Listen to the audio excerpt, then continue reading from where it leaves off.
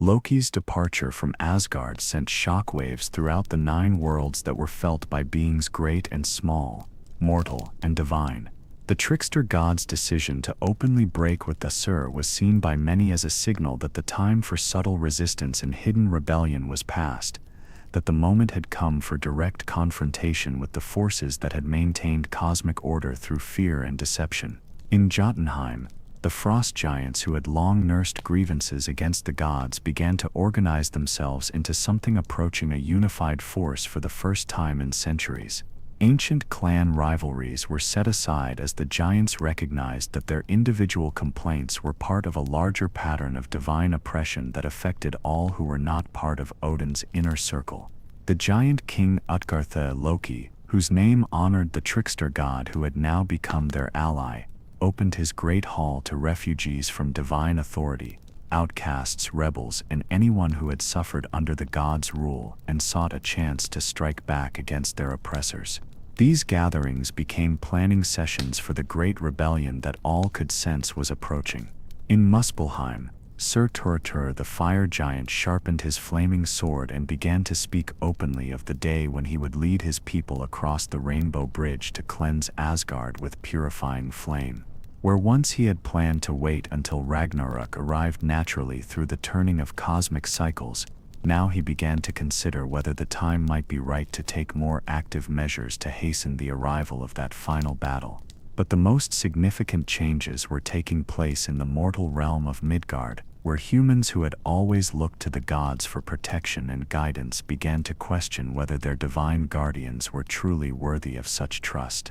Stories of Fenrir's binding spread through human communities like wildfire, carried by bards and storytellers who saw in the wolf's fate a reflection of their own vulnerability to the whims of powers beyond their control.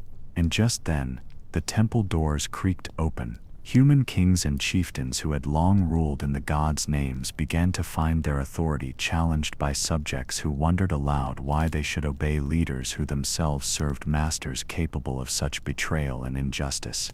Temples that had once been filled with worshippers seeking divine blessing now echoed with questions about whether the gods deserved reverence or condemnation. Some humans began to seek out alternative sources of spiritual guidance, turning to the ancient powers that had ruled before the current pantheon or developing entirely new forms of belief that emphasized personal responsibility and moral courage over blind obedience to divine authority.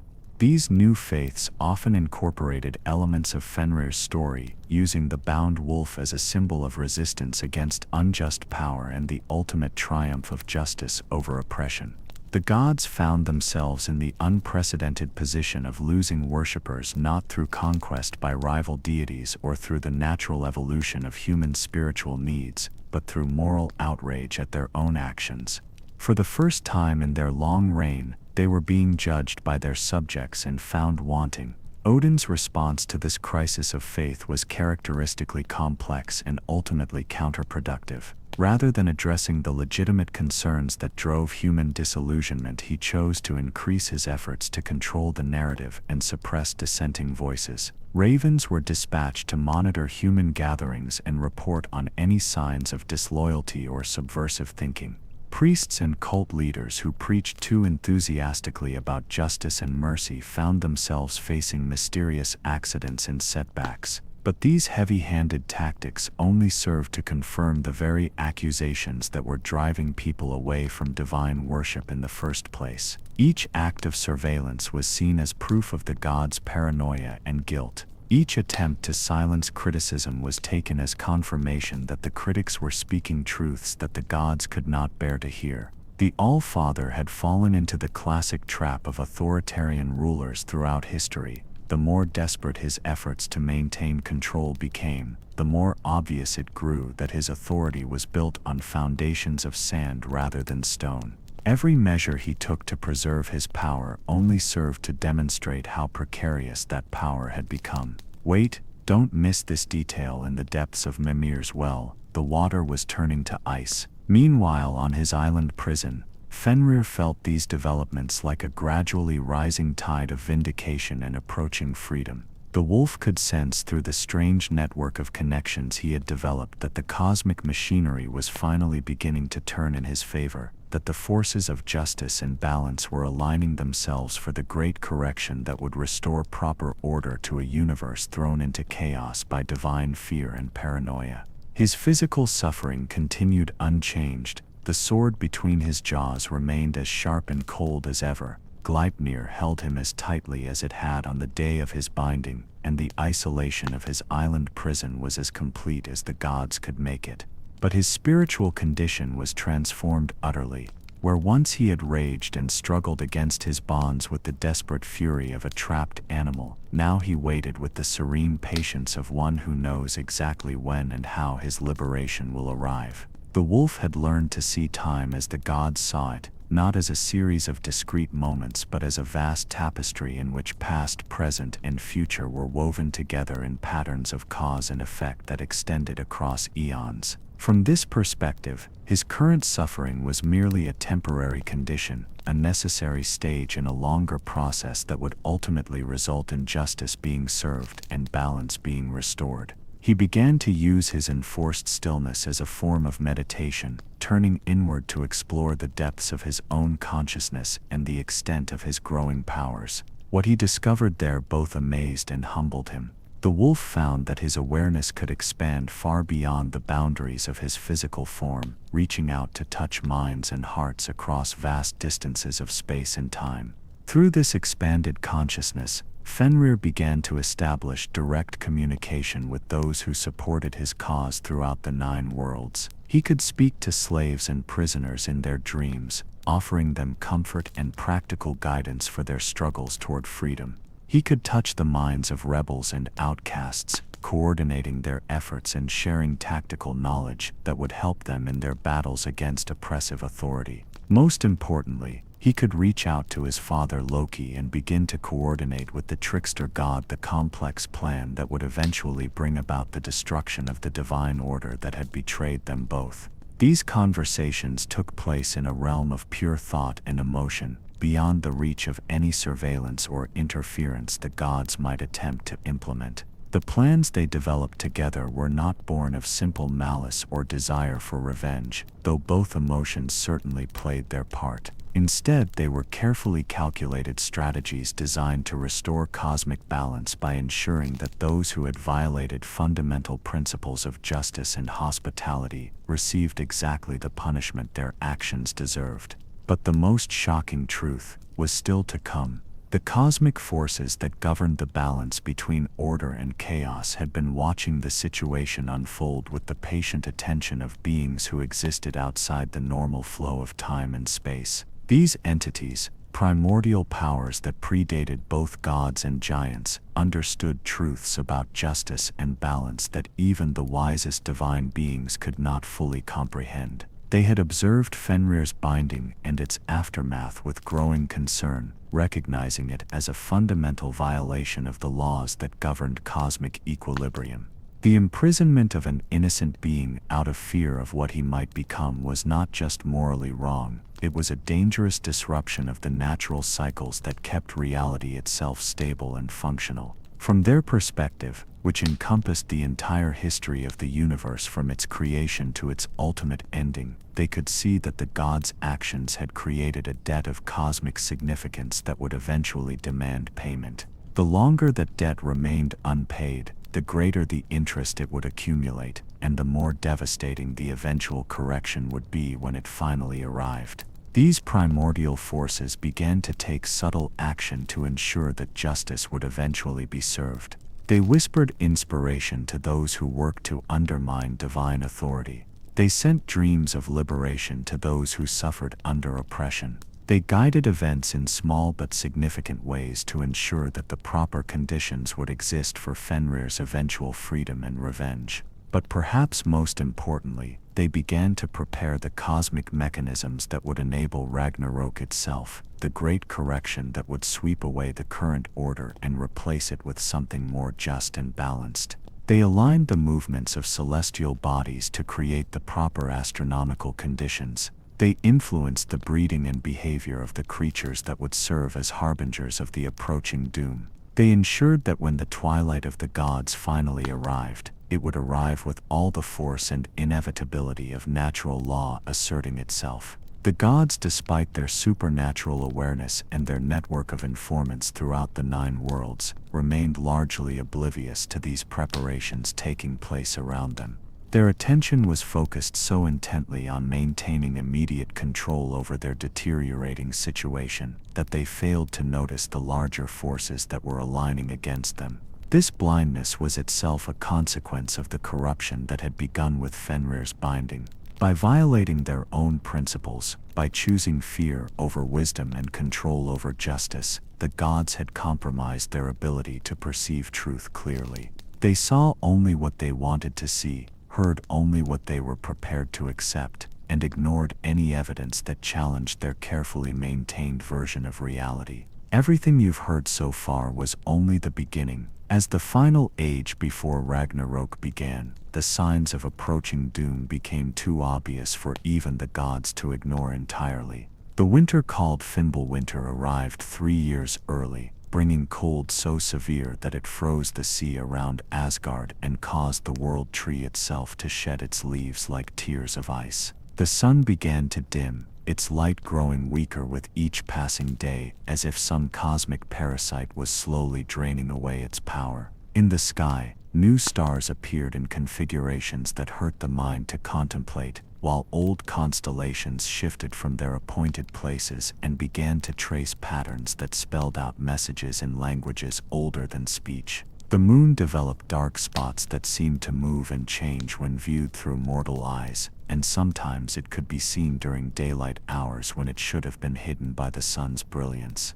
The barriers between the 9 worlds began to break down entirely, allowing creatures and influences to cross between realms that should have remained forever separate. Dragons from Jotunheim were seen flying over Midgard's farmlands. Elves from Alfheim appeared in the markets of human cities, speaking prophecies and riddles that no one could understand but everyone feared. Dead warriors from Valhalla were spotted walking the roads of the living world, their translucent forms carrying weapons that gleamed with otherworldly fire. Most terrifying of all were the reports that began to filter back from Lyngvi itself. The guards who had maintained their watch over Fenrir's prison for so many years reported that the wolf had fallen completely silent for the first time since his binding. The constant howling that had provided a soundtrack to his suffering for centuries had ceased, replaced by a stillness that was somehow more ominous than any amount of noise could have been.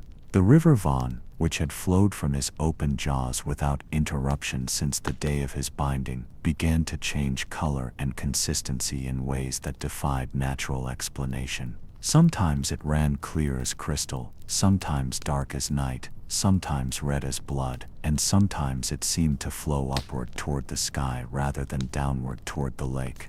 But the most disturbing change was in Fenrir himself. The guards reported that the wolf's eyes, which had always burned with rage and pain and the promise of eventual vengeance, now held a different quality entirely, a calm certainty that was more frightening than any display of fury could have been. It was the look of one who no longer needed to struggle because he could see that victory was approaching on its own.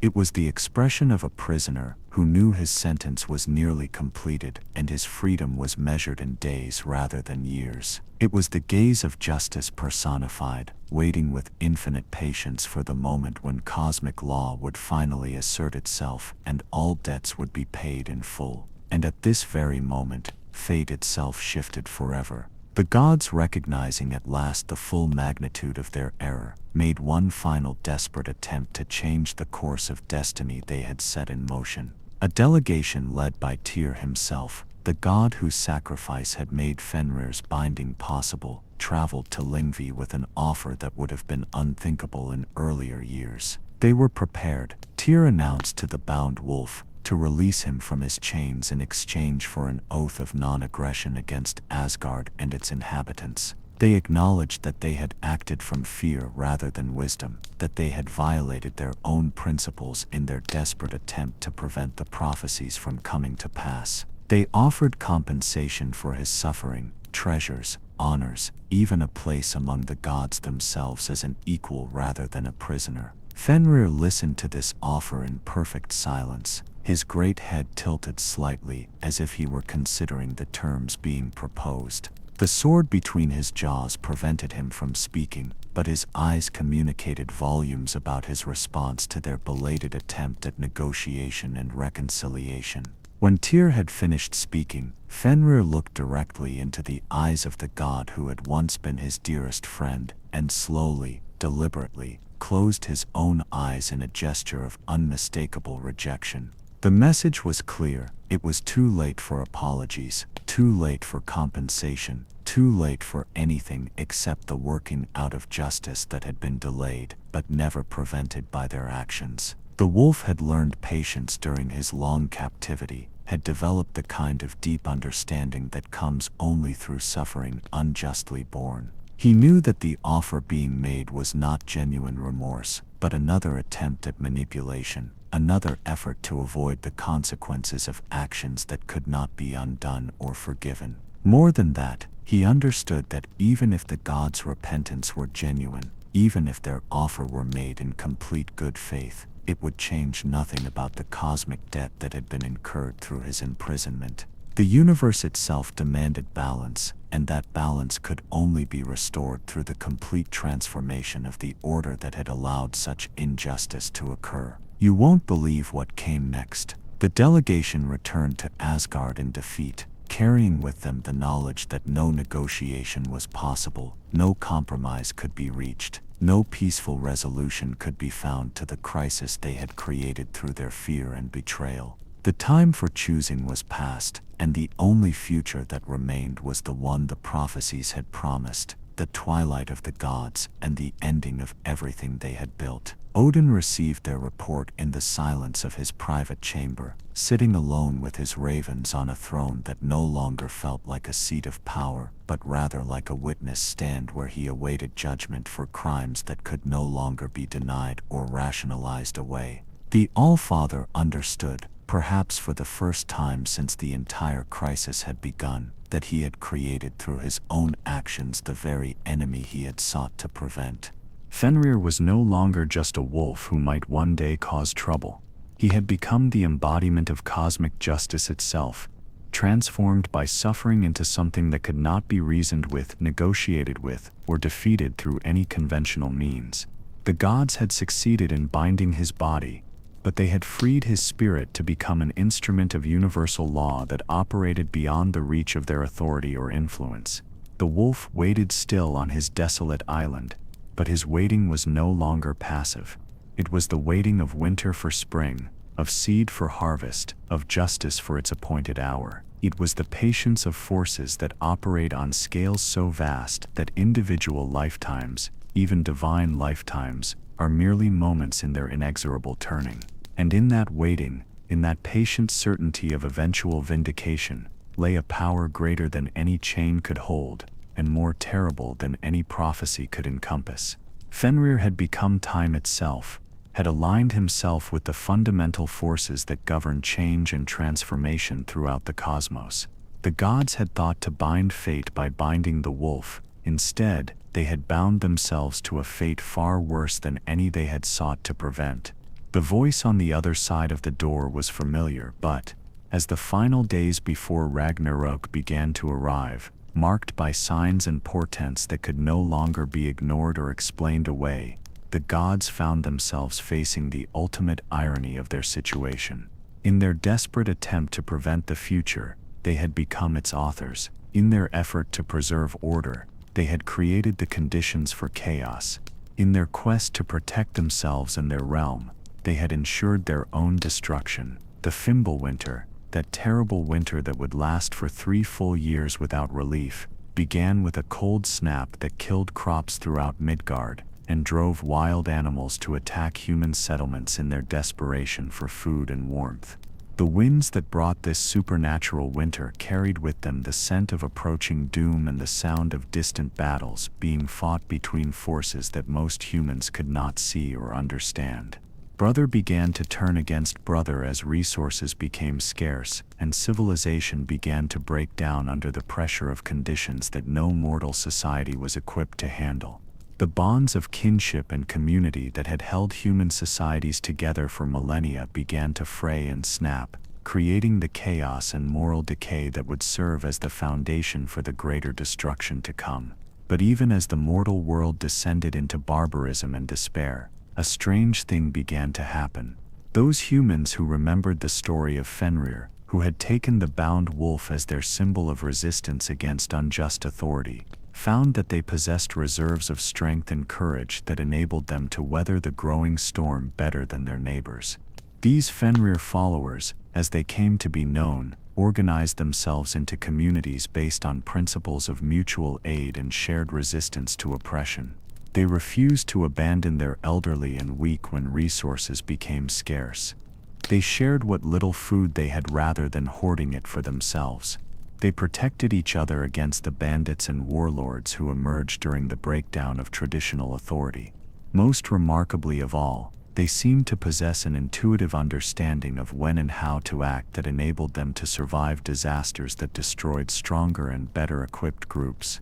They knew when to flee before battles erupted, when to hide before raids arrived, when to plant and when to harvest, despite the chaotic weather patterns that had made agriculture nearly impossible for most farmers.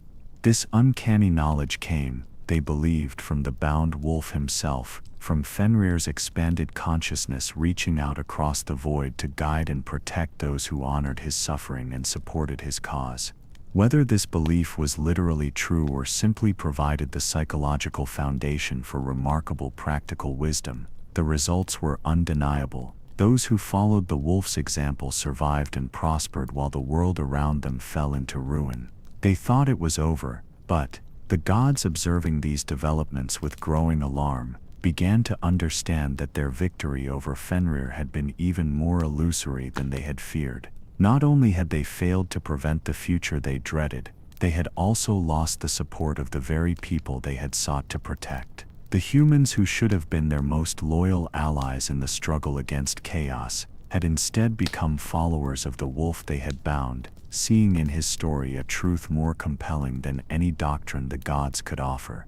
This betrayal, for that was how the gods perceived it, despite the obvious justice of the humans' position, drove some of them toward actions that completed their transformation from protectors to oppressors. They began to speak openly of the need to punish human ingratitude, to remind mortals of their proper place in the cosmic hierarchy, through demonstrations of divine power that would brook no further resistance or question. Thor, whose protection of humanity had always been one of his defining characteristics, found himself torn between his traditional role as guardian of Midgard and his loyalty to the divine order that had demanded such terrible sacrifices. The thunder god began to withdraw his protection from human communities that showed too much independence, allowing giants and monsters to raid settlements that had once been under his special care. Even Frigg, whose maternal instincts had always extended to embrace all the 9 worlds, began to harden her heart against the mortals who dared to question divine authority. The queen of the gods started to view human suffering with the cold indifference of one who believed that pain was an appropriate punishment for disloyalty and ingratitude. But these harsh measures only accelerated the process they were intended to halt. Each act of divine cruelty drove more humans toward the growing movement of Fenrir followers. Each demonstration of godly power used for oppression rather than protection confirmed that the old stories of divine benevolence had been lies designed to maintain control through deception. The moral authority of the gods crumbled as completely as their practical power, leaving them ruling through fear alone over subjects who no longer respected them, and allies who increasingly questioned the wisdom of their continued support. And the glow in the wolf's eyes was anything but ordinary fire. In the deepest chambers beneath Asgard, where the gods stored their most precious treasures and their darkest secrets, strange sounds began to echo through the silence, sounds that seemed to come from everywhere and nowhere, voices that spoke in languages that predated the creation of the current world order. These were the voices of the primordial forces finally beginning to assert themselves, the ancient powers that had ruled before the gods, and that would rule again after their twilight had passed. They spoke of restoration and renewal, of the cleansing fire that would burn away corruption, and the healing waters that would wash clean the stains of injustice and betrayal. The gods who heard these voices found themselves paralyzed by a terror more complete than any they had ever experienced. They had faced external enemies before, giants and monsters in rival pantheons, and had always found ways to defend themselves through courage and cunning and superior power. But how do you fight against the fundamental forces of cosmic justice? How do you defend yourself against the universe itself when it has finally grown tired of your violations of its most basic laws? Some among them began to speak of flight, of abandoning Asgard entirely, and seeking refuge in distant realms where the consequences of their actions might not be able to reach them. Others advocated for immediate surrender, hoping that voluntary abdication might earn them mercy from the forces that were aligning against them. But Odin, whose pride was as vast as his wisdom, and whose determination had carried him through countless crises over the eons of his reign, refused to consider either option. If the twilight of the gods was truly inevitable, if the cosmic order demanded their destruction as payment for their sins, then they would face that ending with the dignity befitting their divine nature. "We will not flee," he declared to the assembled gods in what would prove to be their final council meeting. "We will not beg for mercy from forces that have already judged us unworthy of it. If Ragnarok must come, if the prophecies must be fulfilled, if our binding of the wolf has indeed sealed our doom, then we will meet that doom standing upright with weapons in our hands and defiance in our hearts." The decision was perhaps the most noble they had made since the crisis began, though it came far too late to redeem their earlier mistakes or restore their lost honor. They would face destruction not as cowering tyrants but as warriors accepting the consequences of their choices, and perhaps in that final gesture they might reclaim some small measure of the dignity they had sacrificed when they chose fear over wisdom. Everyone heard the god's name, but the real shock was another name. The preparations for the final battle began immediately, though everyone understood that these were not preparations for victory, but for an ending that would be as complete as it was inevitable. The gods gathered their remaining allies, assembled their weapons and armor, and made peace with family members and loved ones who would not survive the coming destruction. Tyr spent his final days in meditation, seeking to understand the full implications of the choice he had made so many centuries earlier. The god of war had sacrificed his hand to ensure Fenrir's binding, but he had also sacrificed his innocence, his certainty about the righteousness of his cause, and ultimately his peace of mind. Yet even knowing what his actions had cost, not just for himself but for all the 9 worlds, Tyr found that he could not entirely regret the decision he had made. If his sacrifice had bought the cosmos even a few additional centuries of relative stability, if it had allowed countless generations to live and love and create beauty before the final ending arrived, then perhaps the price had been worth paying after all. The god of justice understood better than any of his fellows that justice itself sometimes required terrible sacrifices, that the maintenance of cosmic balance often demanded that individuals suffer for the greater good. His tragedy was not that he had been wrong to participate in Fenrir's binding, but that he had been right for the wrong reasons, that his noble intentions had been corrupted by the fear and paranoia of those he had sought to serve. Thor prepared for the final battle by traveling throughout Midgard one last time, visiting the human communities that had once revered him, and trying to make amends for the protection he had withdrawn and the trust he had violated. The thunder god found a changed world, where his name was more often spoken as a curse than a blessing, where temples dedicated to his worship had been abandoned or converted to honor the bound wolf instead. Yet in some places, he found humans who still remembered the good he had done in earlier years, who were willing to overlook his recent failures in memory of the countless times he had defended them against giants and monsters. These encounters gave Thor some measure of peace, reminding him that not everything he had accomplished during his long existence had been poisoned by the fear and paranoia that had driven his participation in Fenrir's betrayal. The thunder god's final act before Ragnarok was to visit Lyngvi himself, standing on the shore of the dark lake and gazing across the water toward the island where Fenrir lay bound. He did not attempt to land on the island or approach the wolf directly. That would have been both dangerous and pointless. Instead, he simply stood in silent acknowledgement of the injustice that had been done and the price that would soon be paid for it. "I am sorry," Thor whispered across the water, his voice carried by winds that seemed to understand the weight of his words. "We were wrong to fear you, wrong to bind you, wrong to choose security over justice. When the final battle comes, when you stand free, and we face the consequences of our actions, remember that at least one among us knew what we had done, and regretted it." Whether Fenrir heard these words, or chose to acknowledge them, Thor never knew.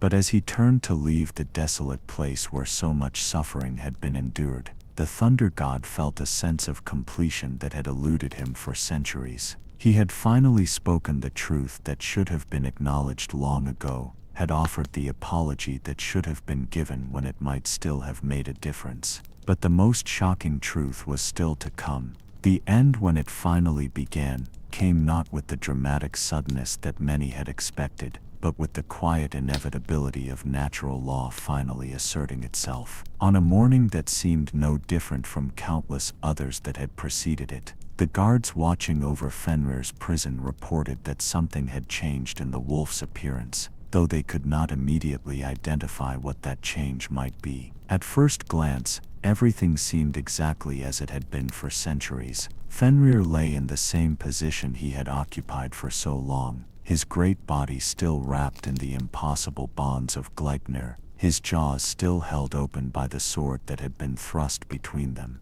The river Von still flowed from his mouth in its endless stream, and the desolate island showed no sign of any significant transformation. But those who looked more carefully began to notice subtle differences that spoke of profound changes taking place beneath the surface of apparent continuity. The wolf's fur, which had always been the deep gray-black of storm clouds, now showed threads of silver that seemed to gleam with their own inner light. His breathing, which had remained steady and regular throughout his imprisonment, now carried rhythms that seemed to resonate with cosmic forces beyond the reach of ordinary perception. Most significantly, his eyes had changed. Where once they had burned with the fire of rage and the cold light of patient vengeance, now they held something else entirely, a kind of serene joy that suggested not madness but the deep satisfaction of one who sees long-laid plans finally beginning to bear fruit.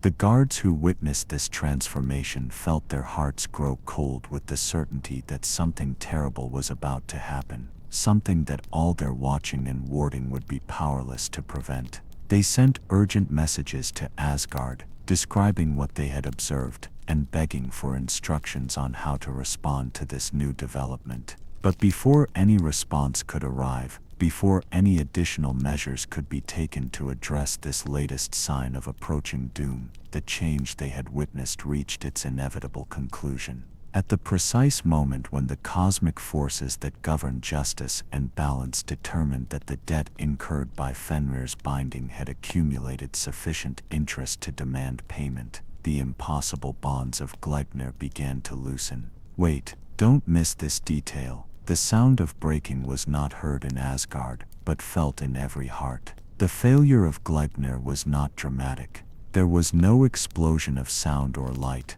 no violent struggle or mighty exertion of strength. Instead, the ribbon simply ceased to exist, dissolving back into the impossibilities from which it had been woven as if it had never been real at all. One moment Fenrir was bound as he had been for centuries beyond counting, and the next he was free to move for the first time since Tyr had placed his hand between those terrible jaws. The wolf rose slowly to his feet, taking time to savor the simple pleasure of movement after so many years of enforced stillness. His great body, which had remained motionless for so long, responded with perfect coordination as he stretched muscles that had not been used in ages yet, showed no sign of weakness or deterioration. The divine nature of his being had preserved him from the usual effects of prolonged inactivity, leaving him as strong and vital as he had been on the day of his binding.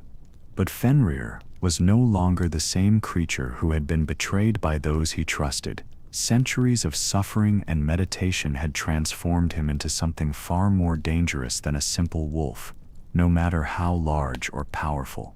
He had become the living embodiment of justice, delayed but not denied, the personification of cosmic law finally asserting its authority over those who had violated its most fundamental principles. The sword that had held his jaws open for so long fell to the ground with a ringing that seemed to echo across all the 9 worlds, a sound like the tolling of a great bell announcing the beginning of the final age. For the first time in centuries, Fenrir could close his mouth, could speak, could give voice to thoughts and feelings that had been building pressure within him like water behind a dam. But when he finally spoke, his words were not the howl of rage that the gods had expected and feared. Instead, his voice was calm and measured, carrying the authority of one who speaks not from emotion but from absolute certainty about the righteousness of his cause. "It is time," Fenrir said, and though he spoke quietly, his words were heard throughout the 9 worlds by every being capable of understanding their significance. "The debt is due. The balance must be restored. Let those who have chosen fear over love, control over trust, face the consequences they have earned through their actions." Everyone heard the god's name, but the real shock was another name. With those words, the final phase of the cosmic drama began. Fenrir did not immediately set out for Asgard to claim his vengeance against those who had bound him. Instead, he began the work of gathering the forces that would ensure that when justice was finally served, it would be complete and lasting rather than merely personal and temporary. He called to his father Loki, and the trickster god answered with joy that had been building for centuries. He reached out to his siblings, Jormungandr in the depths of the world ocean and Hel in her realm of the dishonored dead, and found them ready to play their appointed roles in the great correction that was about to unfold. He summoned the giants and the monsters, the outcasts and the rebels, all those who had suffered under divine authority and who had waited so long for their chance to strike back against their oppressors. They came to him not as subjects to a king, but as allies in a cause that transcended personal loyalty, the cause of cosmic justice, finally asserting itself against the forces that had violated its laws. The wolf had learned during his imprisonment that true power came not from strength or magic, or the ability to command others, but from being aligned with forces so fundamental that they could not be opposed without opposing reality itself. He had become the instrument through which the universe would correct the imbalances created by divine fear and paranoia, and in that role, he was as unstoppable as time and as inevitable as change. The gods, watching from their golden halls as the forces arrayed against them gathered strength and purpose, finally understood the full magnitude of their error. They had not just made an enemy of Fenrir, they had made an enemy of justice itself, had placed themselves in opposition to the very cosmic forces that had once legitimized their authority and supported their rule. In their desperate attempt to preserve their power and security, they had violated principles so fundamental that the universe itself had turned against them. The twilight that was approaching was not random destruction but cosmic correction, not meaningless ending but necessary transformation that would restore proper order to a reality that had been poisoned by their betrayal and fear. At this very moment, fate itself shifted forever, and so the final battle approached, inevitable as the turning of seasons, and certain as the movement of stars across the night sky. Ragnarok was no longer a distant threat, or a possibility that might be prevented through clever planning and decisive action. It was a present reality, a cosmic correction already in motion, a restoration of balance that would sweep away the old order and create space for something new and more just to emerge from the ashes of what had been destroyed. Fenrir stood free at last on his island prison, no longer bound by impossible chains, but still connected to all the suffering and injustice that had shaped his transformation. The wolf was ready to fulfill the prophecy that had terrified the gods for so long, but he would do so not as a monster driven by mindless rage, but as an agent of cosmic justice, operating with the full authority of universal law. The river Von still flowed from where his mouth had been pierced, but now it carried messages of hope and liberation, rather than pain and suffering. The strange waters spread the news of his freedom throughout the 9 worlds, alerting all who had waited for this moment that the time of hiding and endurance was past, that the hour of reckoning had finally arrived. On distant Asgard, the gods felt the moment of Fenrir's liberation, like a physical blow to their hearts. They had known this day would come, had seen it approaching in visions and prophecies for so long that it should have lost its power to shock or dismay them.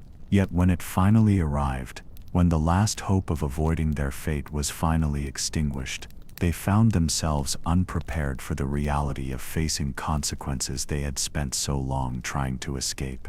The twilight was beginning, and with it would come the end of everything they had built and everything they represented. But perhaps, in that ending, there might also be the possibility of redemption, not for them, for their crimes were too great to allow for forgiveness, but for the cosmic order itself, which would finally be cleansed of the corruption their fear had introduced into it. Fenrir was free, and justice would finally be served. The only question that remained was whether those who had bound him would face their fate with the dignity of gods, or the cowardice of tyrants. The answer to that question would determine not just how their story ended, but what kind of world would emerge from the ashes of their destruction. The wolf began to move toward his destiny, and with each step he took, the twilight of the gods grew deeper and more certain. The binding of Fenrir was complete at last, not the binding the gods had intended, but the binding of their own fate to the consequences of their betrayal. They had chained the wolf, but in doing so they had chained themselves to a justice that would not be denied, and the gods had succeeded in their immediate goal of containing Fenrir's physical threat, but they had failed utterly in their larger objective of preventing the future they feared. Instead, they had made that future inevitable, had transformed it from a possibility into a certainty, and had ensured that when it finally arrived, it would be more complete and more devastating than any of the original prophecies had suggested. The voice on the other side of the door was familiar, but, as the centuries crawled by with the slowness of glaciers forming and melting, the bound wolf became something more than himself, a living symbol of defiance that inspired resistance movements throughout the 9 worlds. His story spread through whispered songs and hidden carvings, through dreams that came to the oppressed and visions that appeared to those who suffered under unjust authority. In the realm of Midgard, human slaves began to carve crude images of a chained wolf into the hidden corners of their masters' houses, using these symbols as focal points for prayers that asked for strength to endure and hope for eventual freedom. Warriors who had been defeated in battle would invoke Fenrir's name before facing execution, seeking to die with the same dignity that the wolf displayed in his endless captivity. Even in distant Muspelheim, the realm of fire giants, Surtur and his followers began to take notice of the bound wolf's situation. These beings, who were destined to play their own role in the eventual destruction of the current cosmic order, saw in Fenrir's story a reflection of their own grievances against the gods. They began to include his suffering in their own prophecies and preparations, weaving his eventual freedom into their plans for the final conflagration that would cleanse the world of divine tyranny. The dark elves of Jotunheim, who had forged Gleipnir, and understood better than anyone the true nature of what they had created, watched the unfolding consequences of their work with fascination and something approaching professional pride. They had been commissioned to create an unbreakable binding, and they had succeeded beyond their clients' wildest expectations. But they had also embedded within their creation the seeds of its own eventual failure, because they understood truths about the nature of reality that even Odin's sacrificial wisdom could not encompass. They knew that nothing truly permanent could exist in a cosmos built on change and transformation. They knew that every chain, no matter how cleverly forged, contained within it the potential for its own destruction. And they knew that Gleipnir, for all its impossible strength, was not truly a binding at all. It was a delay, a postponement of inevitable events that would arrive with all the more force for having been compressed and contained.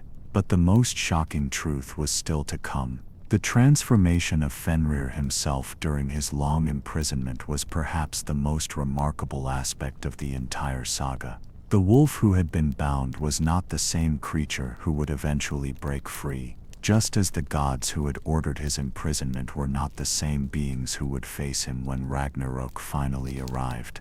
Captivity had changed Fenrir in ways that went far beyond the obvious effects of physical restraint and emotional trauma. The constant pain of the sword between his jaws had taught him a kind of stoic endurance that transformed suffering into strength. The isolation of his island prison had forced him to develop his mental powers in compensation for his physical helplessness, expanding his consciousness until it could reach across the void to touch minds and hearts in distant realms. Most significantly, the injustice of his situation had awakened in him an understanding of cosmic law that rivaled that of the Norns themselves. He began to perceive the intricate web of cause and effect that connected all events throughout the 9 worlds, to see how every action created ripples that eventually returned to their source in forms that were often unrecognizable but always appropriate. The wolf learned to read the patterns of fate as clearly as any seer,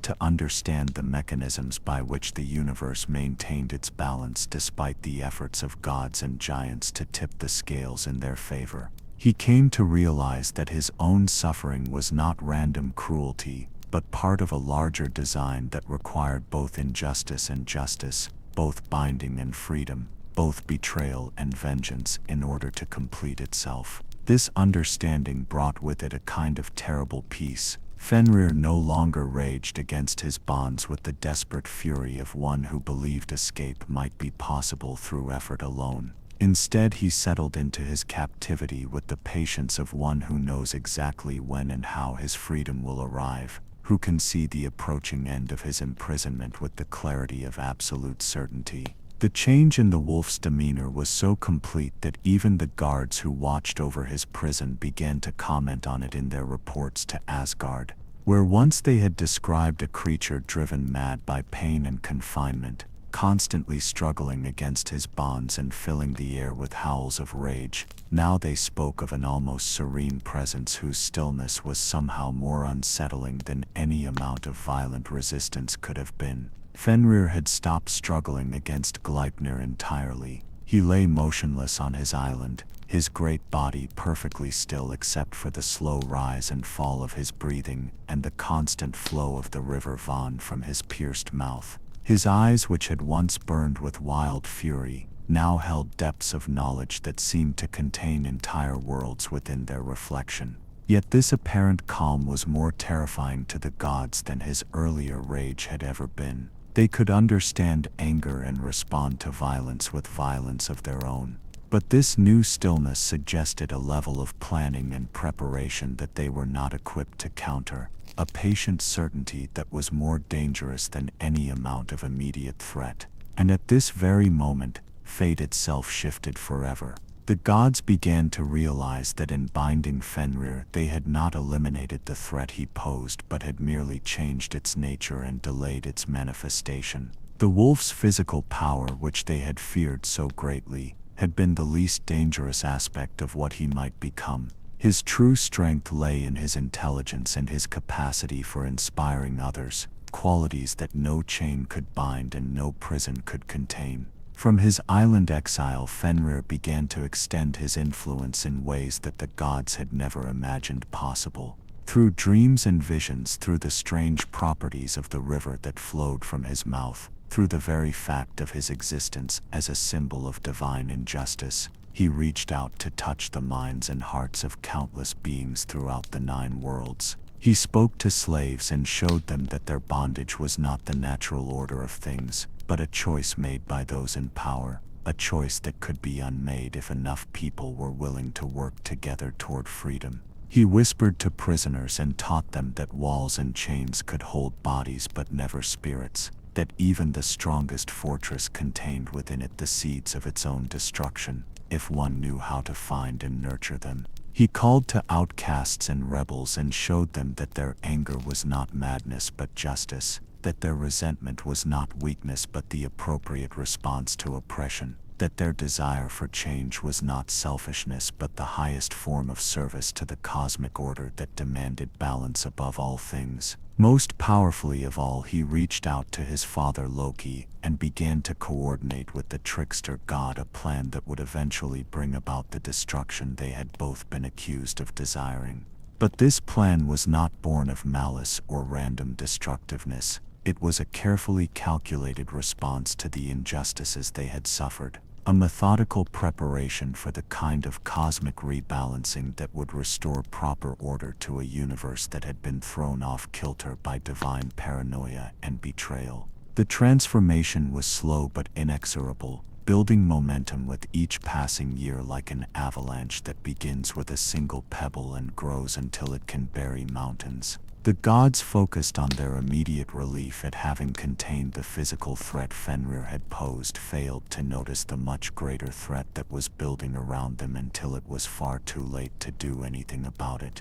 They had bound the wolf, but they had freed the idea of the wolf. They had prevented his body from causing them harm, but they had unleashed his spirit to inspire a revolution that would eventually consume everything they had built. They had won a battle only to ensure that they would lose the war.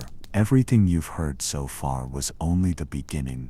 The first clear sign that their victory over Fenrir was not as complete as they had believed came during a feast in Valhalla, the hall of the heroic dead, where the greatest warriors from all the 9 worlds prepared for the final battle of Ragnarok. The Einherjar, who had always been utterly loyal to Odin and completely dedicated to defending Asgard against any threat, began to ask questions that had never occurred to them before. Why, asked a hero who had died defending his village against giant raiders, do we prepare to fight against forces of chaos when our own gods have shown themselves capable of deception and betrayal? If the All-Father can chain an innocent wolf out of fear of what it might become, what prevents him from chaining us should we ever displease him?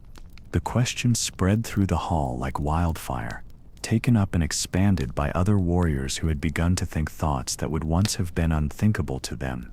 They spoke of justice and mercy, of the difference between necessary violence and cruelty born of fear, of whether their loyalty should be to the gods themselves or to the principles those gods claimed to embody. These discussions grew more frequent and more pointed with each passing day, until even the most loyal Einherjar began to question their role in the cosmic order and their willingness to die again for gods who might betray them as easily as they had betrayed the wolf who had trusted them. The very foundation of divine authority, the assumption that the gods were always right and always worthy of unquestioning obedience, began to crack under the weight of these philosophical challenges. Odin, learning of these developments from his ravens, felt for the first time since binding Fenrir a cold certainty that their plan had gone disastrously wrong. The Einherjar were essential to the gods' survival strategy. Without their support in the final battle, Asgard would fall regardless of whether Fenrir remained bound or broke free. If the heroic dead could no longer be counted upon to fight for divine order, then the twilight of the gods was assured even without the wolf's direct participation. The All-Father began to take increasingly desperate measures to maintain the loyalty of his warriors, offering them greater rewards and more elaborate honors, reminding them constantly of the glory that awaited those who served faithfully, and the punishment that would befall any who betrayed their oaths. But these efforts only served to highlight the very concerns that were driving the Einherjar's doubts, making them more conscious of the fact that their loyalty was being demanded rather than freely given. But the most shocking truth was still to come. In the depths of his fortress palace, Odin began to experience visions that made his earlier glimpses of the future seem like pleasant dreams by comparison. These new visions showed him not just the eventual arrival of Ragnarök, but the specific details of how that ending would unfold, and the role that Fenrir's binding had played in ensuring that when the twilight came, it would be more complete and more devastating than any of the original prophecies had suggested. He saw himself standing on the battlefield of Vigrid, the vast plain where the final battle would be fought, facing Fenrir across a landscape littered with the bodies of gods and giants alike. But the wolf that confronted him in these visions was not the creature he had known in Asgard's halls. It was something transformed by centuries of suffering and hatred, grown into a force of cosmic justice that could not be reasoned with or defeated through conventional means. In the visions, Odin saw his own death with perfect clarity, saw Fenrir's jaws closing around him with the inevitability of fate itself, felt the wolf's teeth piercing divine flesh in payment for all the pain that had been inflicted through betrayal and deception. But worse than his own destruction was the knowledge that his death would serve as the signal for the complete collapse of everything he had worked to build and protect. The visions showed him Asgard burning, its golden walls melting like wax in the fires set by Surt and his followers. They showed him the world tree withering and dying, its roots severed, and its branches falling to crush the 9 worlds beneath their weight. They showed him the few gods who survived the initial catastrophe scattered and powerless, reduced to hiding in caves and ruins while the forces of chaos celebrated their victory, and began the work of building a new order on the ashes of the old. Most terrible of all, the visions made it clear that this destruction was not random or senseless, but a direct and logical consequence of the injustices the gods had committed. Every act of betrayal, every moment of Fenrir's suffering, every drop of blood that had flowed from Tyr's severed hand, had been weighed and measured by cosmic forces that existed beyond the reach of divine authority. The twilight of the gods would not be a tragedy, but a correction, a restoration of balance that had been lost when fear and paranoia overcame wisdom and justice. Fenrir's vengeance would not be cruelty, but cosmic law asserting itself, ensuring that those who had violated the fundamental principles of trust and hospitality received exactly the punishment their actions deserved. Wait, don't miss this detail. In the sacred well of Erd, the water was turning black. Odin's response to these visions was characteristic of his nature. Rather than despair or acceptance, he chose to fight against fate itself with all the cunning and power at his disposal. If the binding of Fenrir had set in motion the chain of events that would lead to Ragnarök, then perhaps additional actions could be taken to break that chain or redirect its course toward a more favorable outcome. The All-Father began to implement increasingly desperate strategies designed to change the future he had seen. He gathered more Einherjar,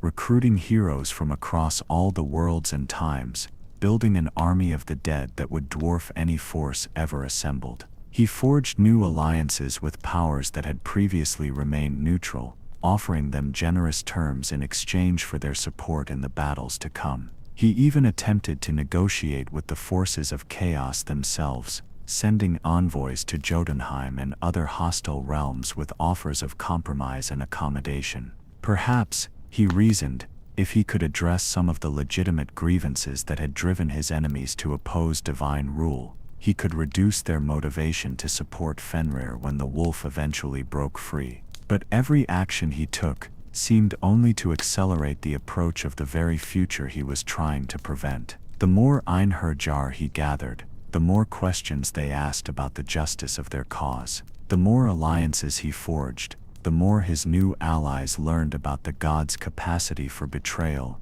and began to reconsider their loyalty. The more he offered to negotiate, the more obvious it became that he was operating from a position of weakness rather than strength. Perhaps most ironically, his efforts to change the future only served to confirm the accuracy of the prophecies he was fighting against. Each desperate measure he implemented was another step along the path toward Ragnarök, another link in the chain of causation that bound the gods to their fate, as surely as Gleipnir bound the wolf to his island prison. The parallels were not lost on Odin himself, whose wisdom, bought at such terrible cost, allowed him to see the irony of his situation with painful clarity. In seeking to bind fate, he had become bound by it. In trying to prevent the future, he had become its instrument. In fearing Fenrir's power, he had unleashed that power in forms he could neither predict nor control. And the glow in the wolf's eyes was anything but ordinary fire. On Lyngvi, Fenrir felt the approach of his destined hour with a certainty that grew stronger with each passing day. The wolf could sense the cosmic machinery clicking into place around him, could feel the weight of accumulating injustices reaching the critical point where balance would demand correction. His body remained bound, his jaws still held open by the sword that had been thrust between them, but his spirit soared free across the 9 worlds, touching the minds of all who suffered and offering them the promise of eventual liberation.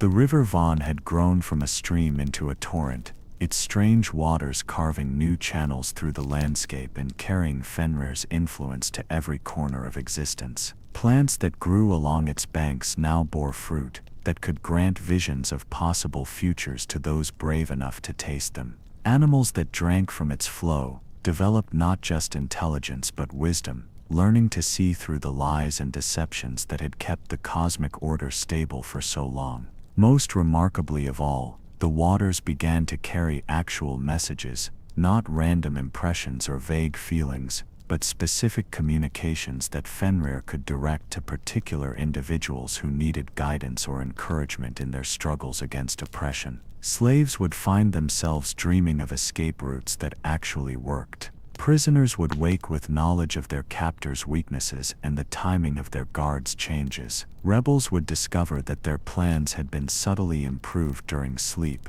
refined by an intelligence that understood strategy and tactics better than any mortal general. The gods, when they finally began to pay attention to these phenomena, realized that they were facing a threat unlike anything they had previously encountered. Traditional enemies, giants, monsters, hostile gods from other pantheons could be fought with conventional means. Armies could be met with armies, magic could be countered with magic, force could be opposed with greater force. But how do you fight an idea? How do you defeat an inspiration? How do you chain a symbol that exists independently of its physical form? Fenrir's body remained securely bound, but his legend had taken on a life of its own that no power in the 9 worlds seemed capable of containing or destroying.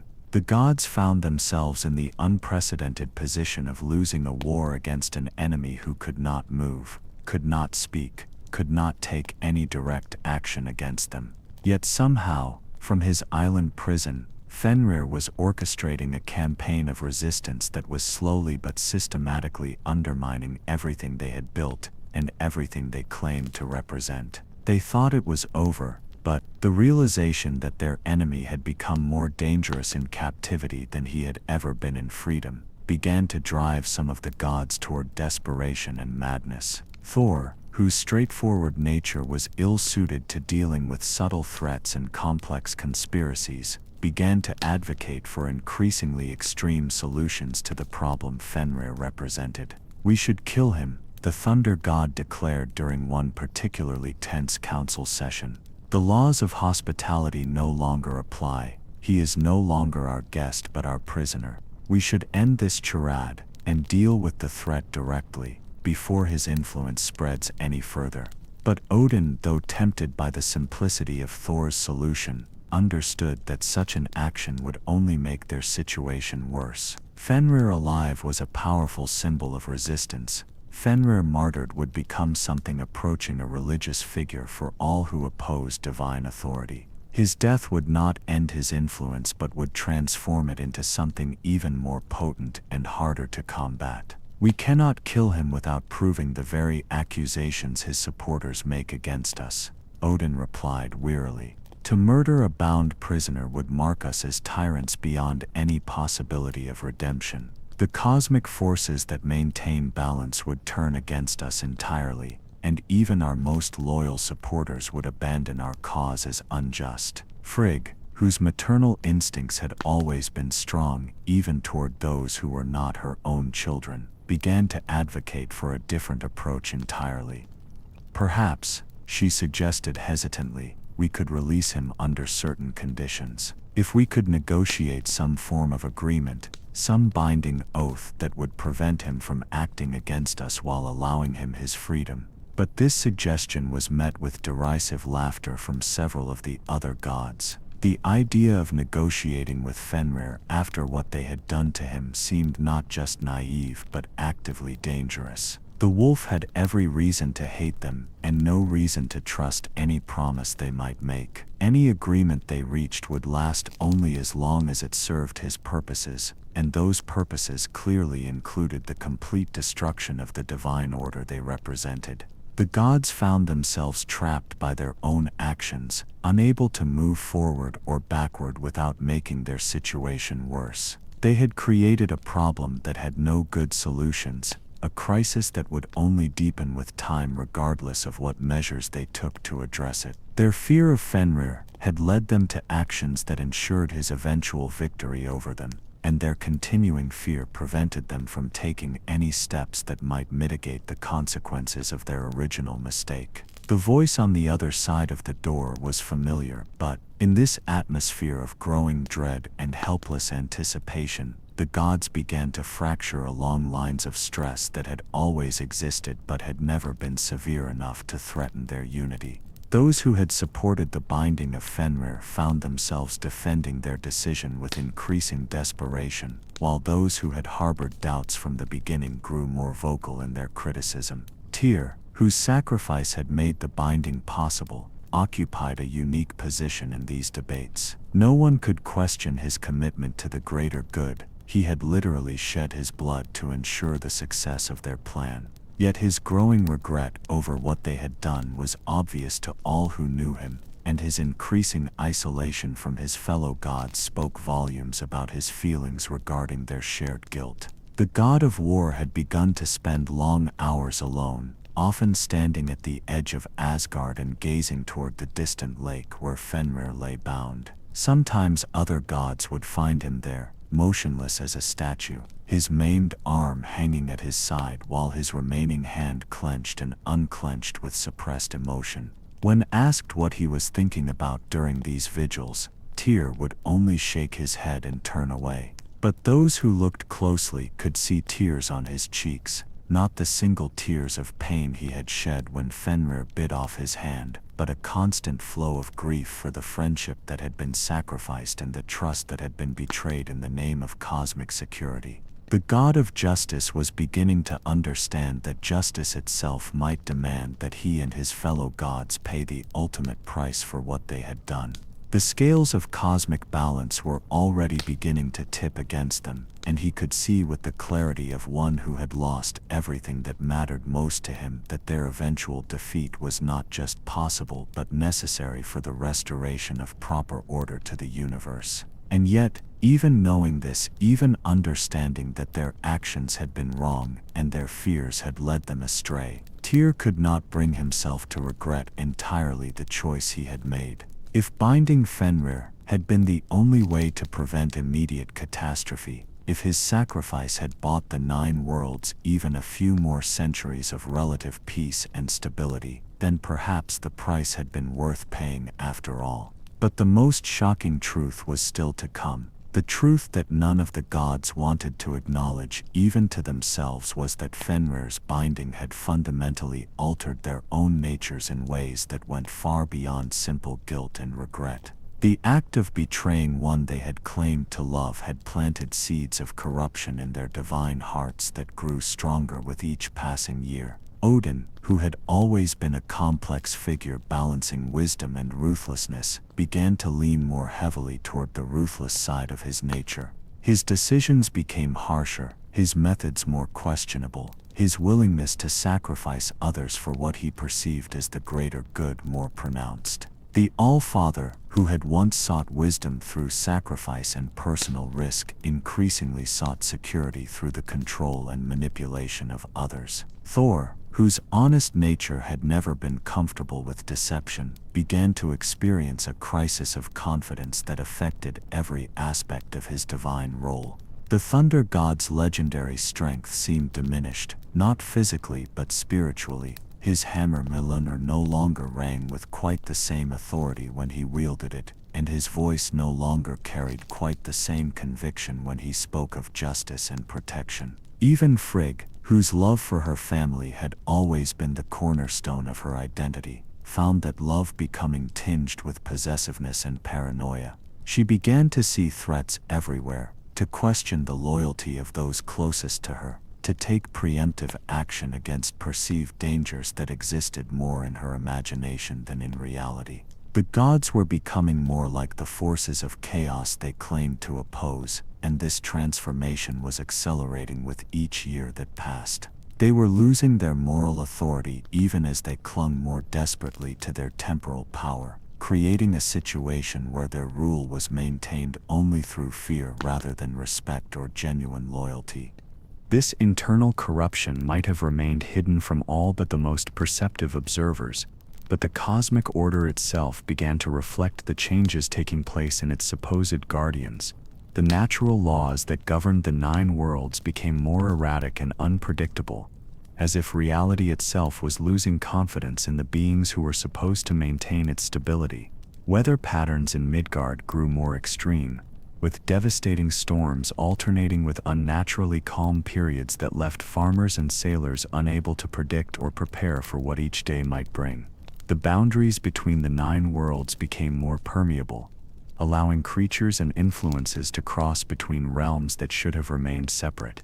Most disturbing of all was the effect on time itself, which began to flow unevenly throughout the cosmos. In some places, events that should have taken years compressed into moments, while in others, single heartbeats stretched into eternities. The past began to bleed through into the present, causing people to experience memories of events they had never lived through. The future started to cast shadows backward, giving some individuals glimpses of destinies that had not yet come to pass. Everyone heard the god's name, but the real shock was another name. These temporal disturbances were most pronounced in the area around Fenrir's prison, where the wolf's suffering had created a kind of wound in the fabric of reality itself. Time moved strangely on and around Lyngvi, sometimes racing forward so quickly that seasons changed in the span of hours, sometimes slowing to such a crawl that individual raindrops seemed to hang suspended in the air for days at a time. The guards posted to watch over Fenrir began to report experiences that challenged their sanity and their understanding of what was possible. They would begin their watch at sunset, only to find that dawn had somehow arrived without any night having passed between them.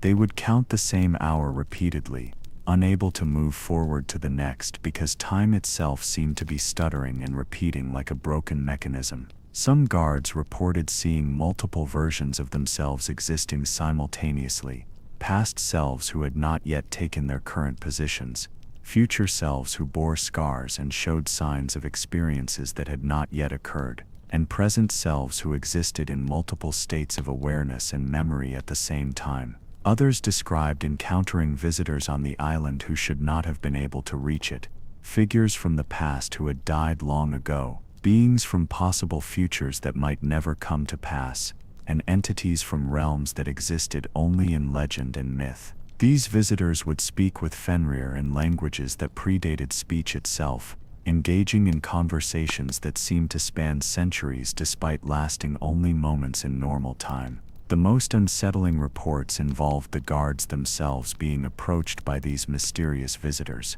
who would offer them knowledge and power in exchange for small acts of kindness toward the bound wolf. Most guards refused these offers out of loyalty to their duty, but a few accepted, finding themselves changed in ways that were difficult to describe but impossible to ignore. Those who had accepted the visitors' gifts discovered that they could understand languages they had never learned, could see events occurring in distant realms, and could sometimes influence the course of future events through actions that seemed insignificant, but somehow carried tremendous weight.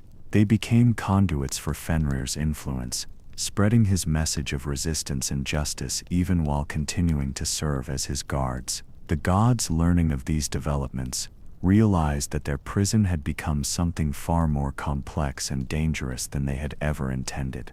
What they had designed as a simple containment facility had evolved into a nexus of temporal and spiritual energy that was affecting the very structure of reality around it. At this very moment, fate itself shifted forever. Yet even faced with this overwhelming evidence that their plan had gone catastrophically wrong, the gods found themselves unable to change course. They had invested too much in the binding of Fenrir, their credibility, their authority, their very identity as the forces of order and justice, to admit that they had been wrong from the beginning. Instead, they doubled down on their original strategy, implementing even more extreme measures to maintain control over a situation that was rapidly spiraling beyond their ability to manage. They increased the number of guards around Fenrir's prison, despite the obvious fact that conventional security measures were proving inadequate. They strengthened the magical wards around Asgard, though these barriers seemed less effective with each passing year. Most tellingly, they began to restrict the movement and activities of their own subjects, implementing controls and surveillance that would have been unthinkable in the earlier, more confident days of their rule. Citizens of Asgard found their movements monitored, their conversations overheard, their loyalty constantly questioned and tested.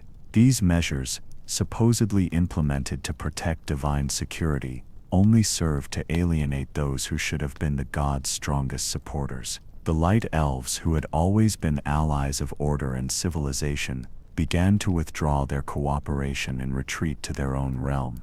The dwarves, whose craftsmanship had always served the gods faithfully, started to demand payment in advance and to ask uncomfortable questions about how their creations would be used. Even among the gods themselves, trust began to erode as paranoia and suspicion spread like a plague through the golden halls of Asgard.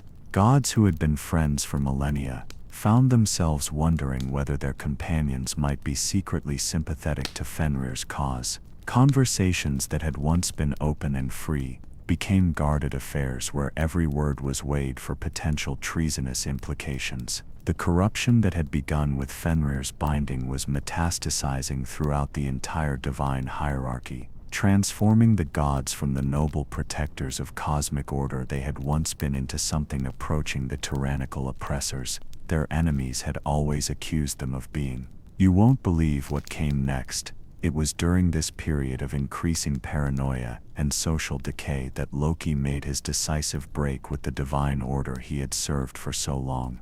The trickster god, whose loyalty had always been conditional and whose support had never been entirely reliable, finally reached the point where he could no longer stomach the hypocrisy and injustice that characterized his adopted family's rule. The breaking point came during a feast in Gladsheim, where the gods had gathered to celebrate some minor victory over the forces of chaos. The mood was artificially festive, maintained through effort rather than genuine joy, and the underlying tension was so thick it could almost be seen hanging in the air like smoke from poorly tended fires. Loki, who had been drinking more heavily than usual, though divine alcohol had little effect on his supernatural constitution, rose from his place at the table and began to speak truths that the other gods had spent years trying to hide from themselves and from each other. He spoke of Fenrir's innocent trust and the way it had been betrayed. He reminded them of the wolf's love for Tyr and the casual cruelty with which that love had been exploited. He described in vivid detail the sound of his son's howls of betrayal echoing across the 9 worlds, carrying with them a message of injustice that was inspiring resistance movements in every realm. "You speak of order," Loki declared, his voice cutting through the artificial cheer of the feast like a blade through silk. "But what order can be built on foundations of betrayal? You claim to represent justice, but what justice chains an innocent because of crimes he has not committed?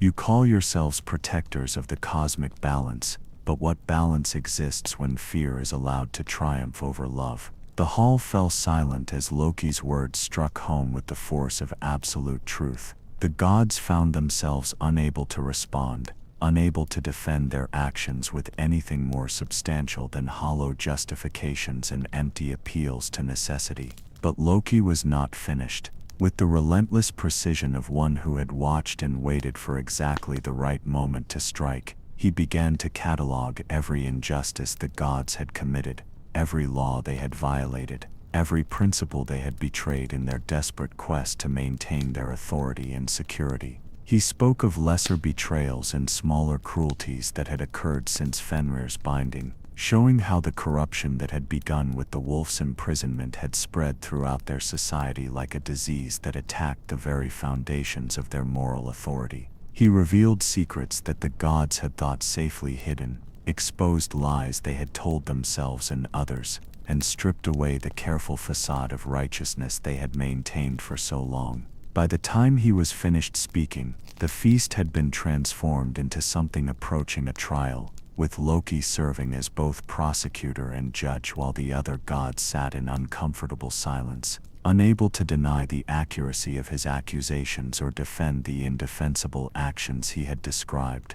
The reason behind the betrayal that day, when Loki finally fell silent, the echo of his words seemed to hang in the air like a funeral dirge. The gods looked around at each other with eyes that saw, perhaps for the first time, what they had truly become in their fear and desperation. The golden hall that had always been filled with light and joy now seemed cold and hollow, a beautiful shell containing nothing but guilt and the ashes of principles that had been sacrificed on the altar of security. It was then that Odin made the decision that would complete the circle of cause and effect that had begun with Fenrir's binding. Unable to bear the truth that Loki had spoken, unwilling to acknowledge the justice of his accusations, the All-Father chose to respond with the same fear and paranoia that had driven all his other disastrous choices. "You speak treason," Odin declared, his voice shaking with rage, and something that might have been recognized as shame if he had been willing to admit its existence. "You seek to undermine our authority and destroy the order we have worked so hard to establish. If you cannot support the decisions we have made for the good of all the 9 worlds, then perhaps you no longer belong among us." The threat was implicit but clear: conform or face the same fate as Fenrir. Submit to the official version of events or risk being bound yourself, imprisoned like the wolf whose cause you champion. Loki's response was a laugh that contained no humor whatsoever, a sound like breaking glass and dying fires, and the last breath of something that had once been beautiful. "You would bind me too?" he asked, his voice soft with the kind of quiet that often precedes explosions. "You would make me another symbol of your fear and weakness. Very well, All-Father, but remember this moment when the twilight comes, when your golden halls burn and your proud authority crumbles into dust. Remember that you had the chance to choose differently, to break the cycle of betrayal and fear that you yourself set in motion."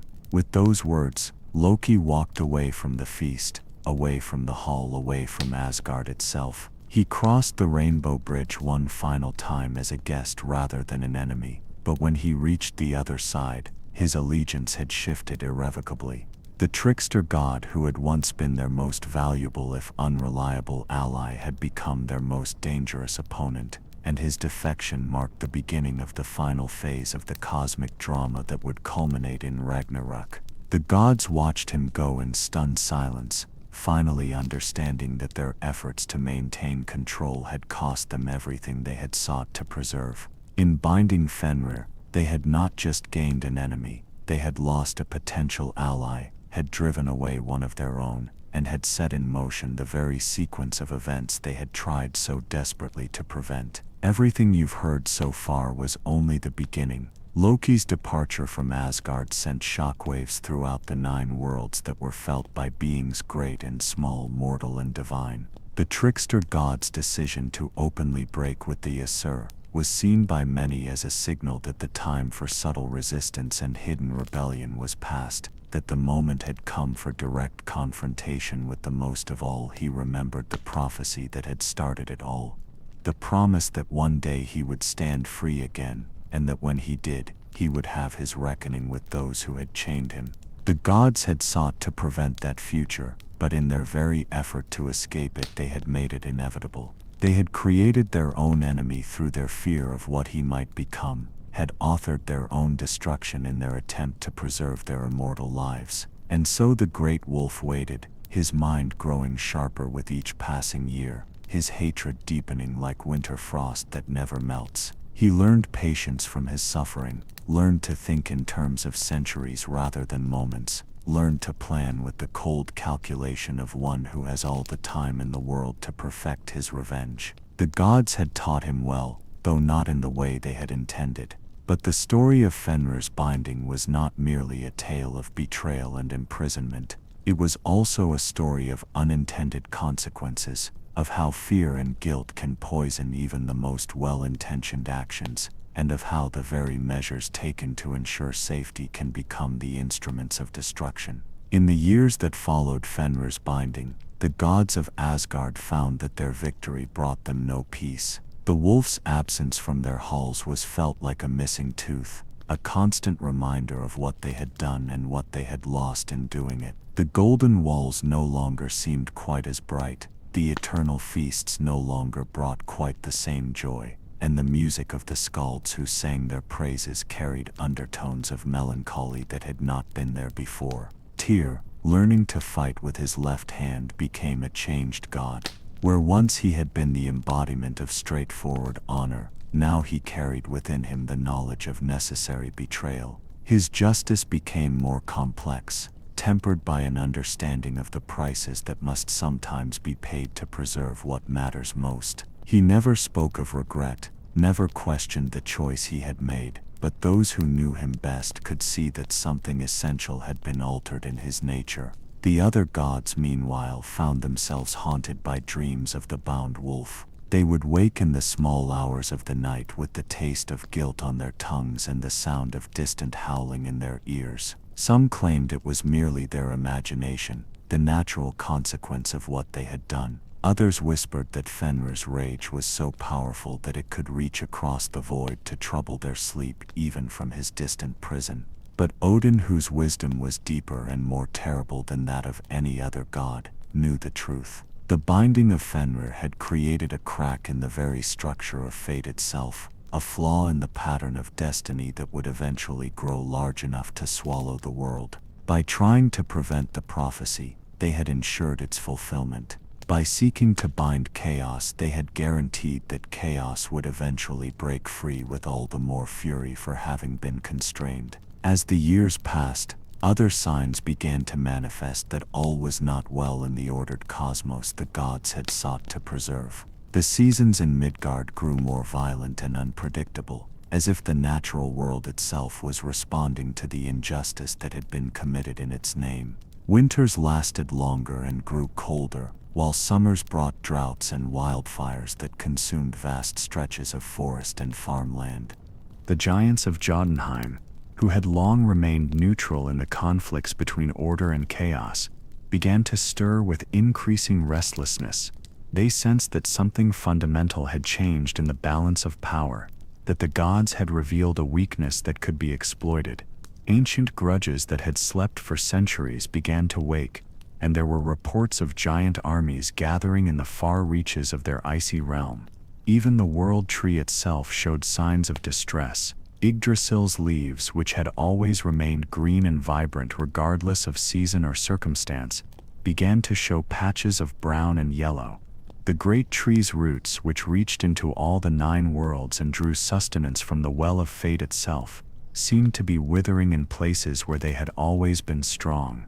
The Norns, when consulted about these troubling developments, would only shake their heads and speak in riddles. The pattern is set, they would say. What has been woven cannot be unwoven. The wolf waits, and his waiting changes everything, even as he remains bound and helpless. His stillness is more dangerous than movement, his silence more terrible than any howl. Wait, don't miss this detail. In the depths of Asgard's foundations, something was stirring, deep beneath the golden halls, in chambers that had been sealed since the world's creation. Ancient things began to wake from slumbers that were older than memory. These were powers that predated the current order, forces that had been bound or hidden when the gods established their rule over the cosmos. The vibrations of Fenrir's struggle against Gleipnir, transmitted through the very foundations of reality, were calling to them like a bell tolling in the depths of the earth. The gods began to hear whispers in languages that had been dead since before the first human drew breath. They would catch glimpses of movement in their peripheral vision, shadows that should not exist in halls lit by eternal fire.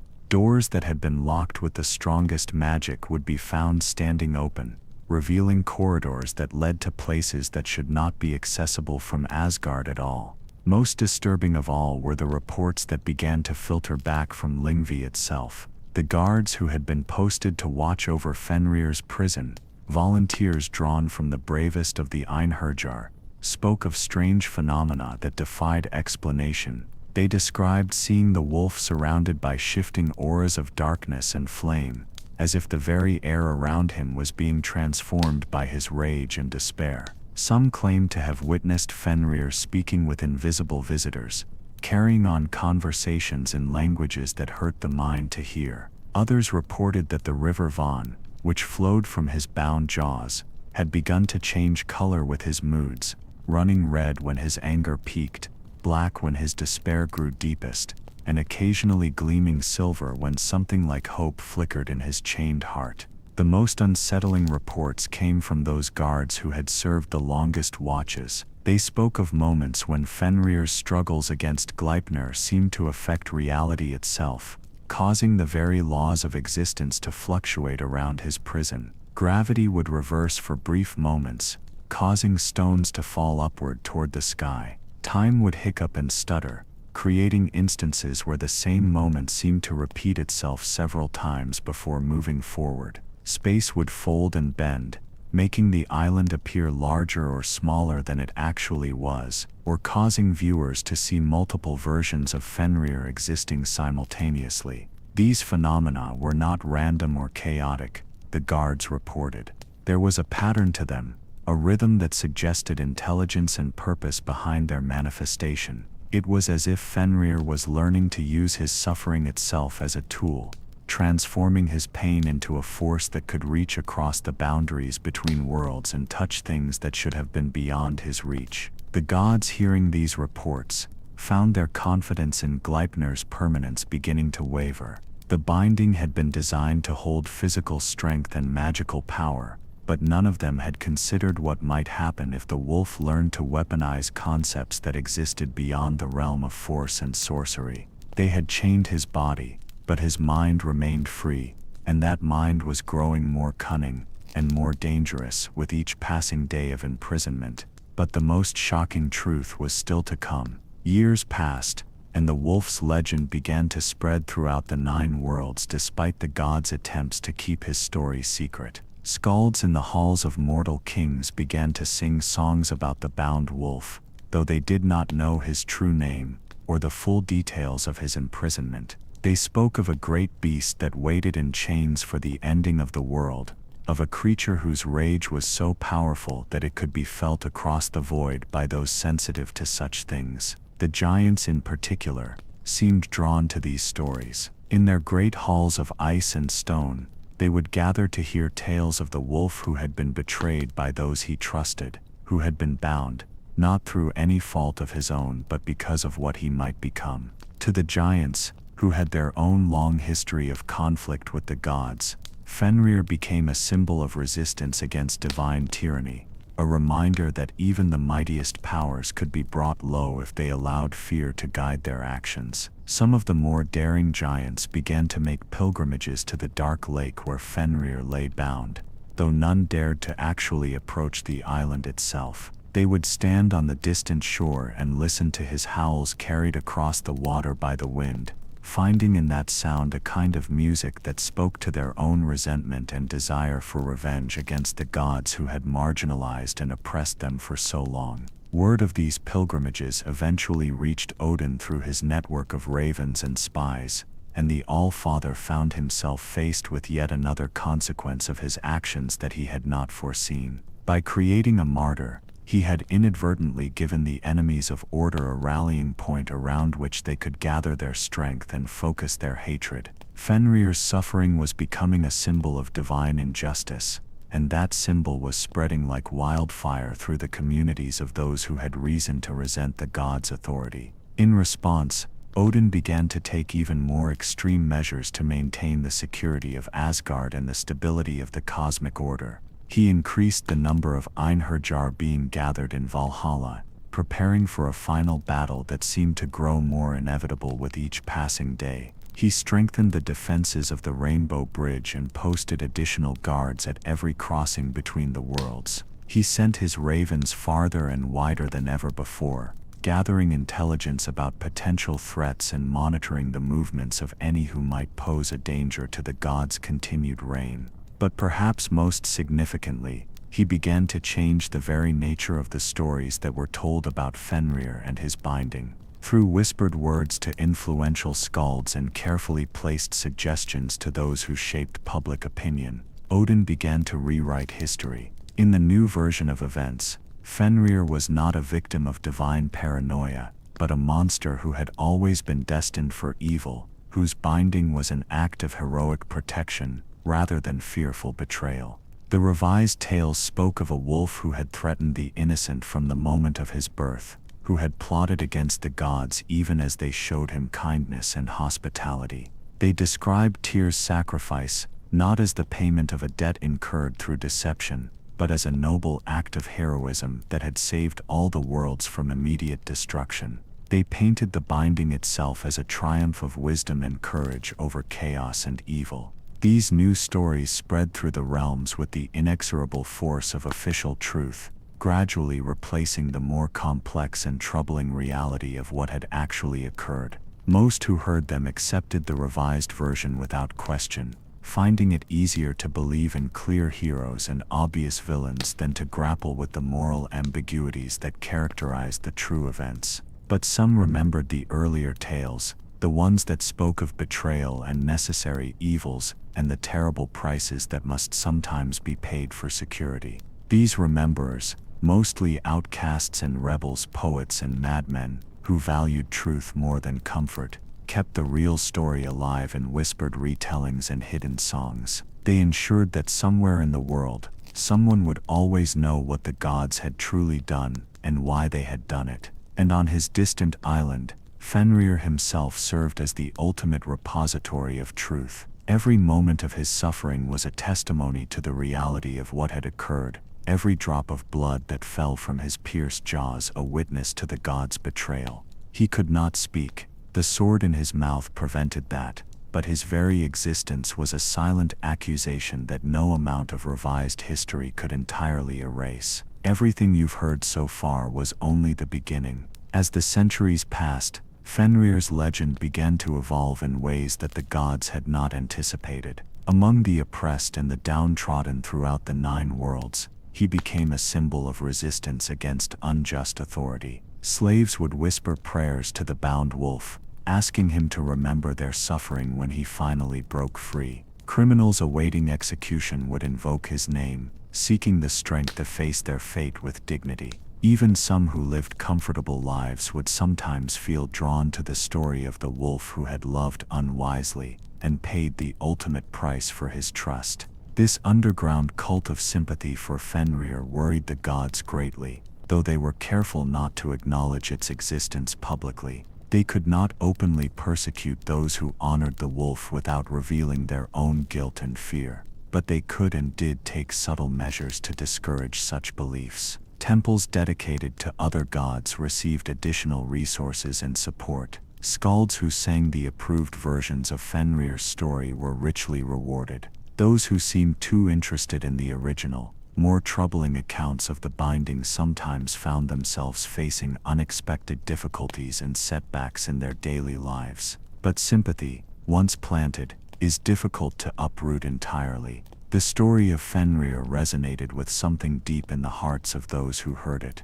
the universal understanding of what it meant to trust someone completely and have that trust betrayed. The recognition of how fear could transform even the most well-intentioned people into something approaching evil, the knowledge that sometimes the cure could be worse than the disease. And so the wolf's influence continued to grow, even as he remained bound and helpless on his desolate island. His legend spread like roots growing through soil, finding cracks in the foundation of divine authority, and slowly, patiently working to widen them. Each person who heard his story and felt sympathy for his plight became, in a small way, a voice for the forces of change that would eventually bring about the twilight of the gods. The gods, in their fear of Fenrir's physical power, had failed to consider the even greater power of an idea. They had bound the wolf's body with Gleipnir, but his spirit, his story, his suffering, his silent accusation,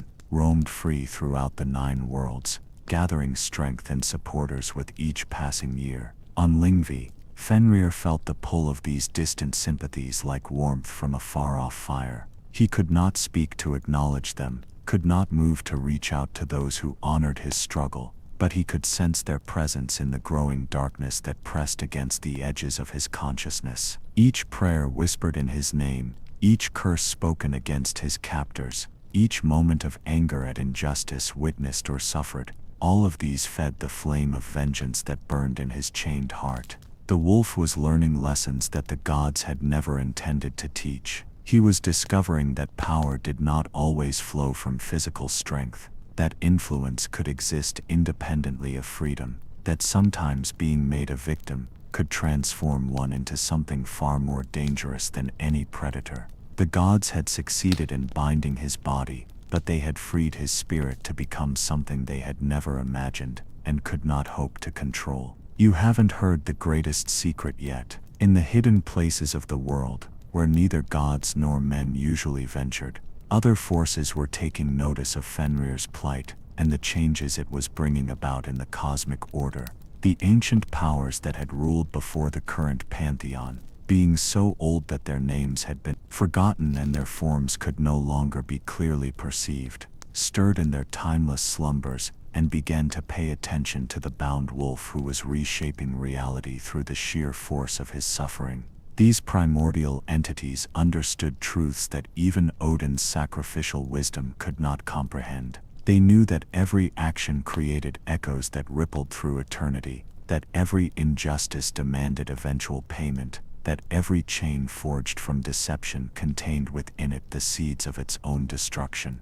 They watched Fenrir's situation with the patient interest of beings who measured time in eons rather than years, and they began to make their own preparations for the changes that were coming. Some of these ancient powers had been allies of Loki in the distant past, before the trickster god had been accepted into the company of the Sur, and had learned to value stability over chaos. They remembered the wild freedom that had existed before the gods imposed their order upon the cosmos, and they felt kinship with Loki's son, who suffered for embodying that same untamed spirit. Others were entities that existed independently of both order and chaos, concerned only with maintaining the fundamental balances that kept reality itself from collapsing. To them, the gods' binding of Fenrir represented a dangerous disruption of cosmic equilibrium, an attempt to suppress natural forces that would inevitably find other, more destructive outlets if they were not allowed their proper expression. All of them, regardless of their specific natures or motivations, began to direct their attention toward the bound wolf and the injustice of his situation. Their interest was itself a form of power, and as it focused on Fenrir, it began to change him in subtle but significant ways. The wolf found that his thoughts could reach farther than they ever had before, that his awareness could extend beyond the boundaries of his island prison to touch minds and hearts throughout the 9 worlds. He began to dream, and his dreams were visions of the future that rivaled those of the most powerful seers. He saw the twilight of the gods approaching like a vast storm cloud on the horizon, saw the battles that would rage across all the worlds when Ragnarok finally began, saw his own role in those apocalyptic events with a clarity that was both exhilarating and terrifying. But most importantly, he began to understand that his binding was not the end of his story but merely the beginning of a new chapter. The gods had sought to remove him as a threat by imprisoning him, but in doing so, they had inadvertently transformed him into something far more dangerous than he had ever been when free. They had given him time to think, to plan, to understand the full scope of his power and the true nature of his destiny. But the most shocking truth was still to come. The wolf's growing awareness was not limited to abstract visions and distant sympathies. On Lyngvi itself, changes were beginning to manifest that would have terrified the gods had they been willing to look closely enough to see them.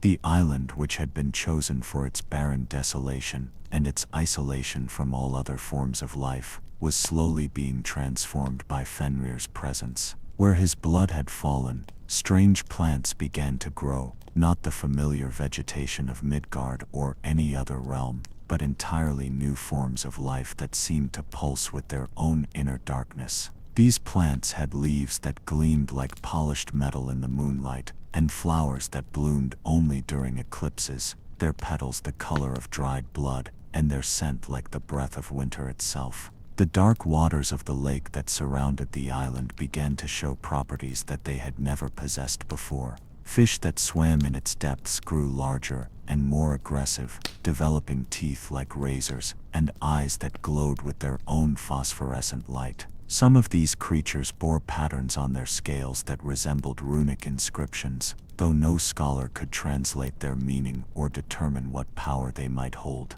Most significantly, the river Von, which flowed constantly from Fenrir's forced open jaws, was creating changes in the landscape that extended far beyond the island itself. The strange waters carried properties that altered everything they touched, creating new minerals in the soil, new currents in the lake, and new forms of energy that affected the behavior of wildlife throughout the region. Birds that drank from streams fed by the river began to sing in harmonies that had never been heard before, their voices carrying across vast distances and seeming to communicate complex ideas to others of their kind. Animals that lived near the water showed increased intelligence and aggression, as if they were slowly being transformed into something approaching consciousness. Even the wind itself seemed different in the area around Lyngvi, carrying scents and sounds from distant realms, and sometimes bringing whispered messages in languages that existed only in dreams. The gods, in their determination to ignore the consequences of their actions, refused to acknowledge these changes or investigate their significance. They convinced themselves that any unusual phenomena around Fenrir's prison were merely the natural result of containing such a powerful being, nothing more than side effects that would fade with time. They assigned the reports they received to the category of superstition and imagination, dismissing them as the fantasies of guards who had spent too much time in isolation. But denial, however complete, cannot change reality. The transformation of Lyngvi and its surroundings continued regardless of whether the gods chose to acknowledge it, and with each passing year the changes grew more pronounced and more obviously supernatural in their origin. And just then the temple doors creaked open. It was during this period of willful blindness that the gods received their first clear warning of how badly they had miscalculated the consequences of their actions. The warning came not from prophecy or vision, but from an unexpected visitor who arrived at the gates of Asgard just as the morning light was painting the golden walls with the colors of dawn. The visitor was Jormungandr, the world serpent, Fenrir's brother, who had been cast into the sea years before and had grown to such enormous size that he could encircle all of Midgard. The great serpent did not come in anger or with threats of violence, but as an ambassador seeking an audience with the gods who had separated him from his family. Odin, after much deliberation and consultation with the other gods, agreed to meet with the serpent at the shore of the lake that surrounded Asgard. The All-Father came alone, riding Sleipnir down the Rainbow Bridge to the appointed meeting place, where he found Jormungandr waiting in the shallows with his massive head raised above the water like a living island. "I come to speak of my brother," the serpent said, his voice causing waves to form on the previously calm surface of the lake. "I know what you have done to him, and I know why you believed it was necessary. But you have made a mistake, All-Father. You have acted from fear rather than wisdom, and in doing so you have ensured the very future you sought to prevent." Odin, though disturbed by the serpent's words and the obvious intelligence behind them, maintained his composure with the skill of one who had negotiated with powers both divine and diabolic for countless centuries. "Your brother posed a threat to the stability of the cosmos," he replied. "The prophecies were clear about what would happen if he were allowed to reach his full power. We did what was necessary to protect, not just ourselves but all the 9 worlds. Jormungandr's laughter was like the sound of tsunamis breaking against distant shores, beautiful and terrible and filled with implications that made the water itself seem to shiver. Necessary, he repeated, tasting the word as if it were a strange delicacy. You took a creature who loved you and turned him into your enemy. You violated your own laws of hospitality and justice. You betrayed the trust of one who had never given you cause to doubt him. And you call this necessity. The serpent's coils shifted beneath the water, creating currents that seemed to pull at the very foundations of Asgard itself. My brother waits, All-Father, and his waiting is changing the world in ways you cannot imagine. Each moment of his suffering adds weight to the scales of cosmic justice, and those scales will eventually balance themselves as they always do. When they do, when the debt you have incurred is finally called due, you will learn what true necessity looks like.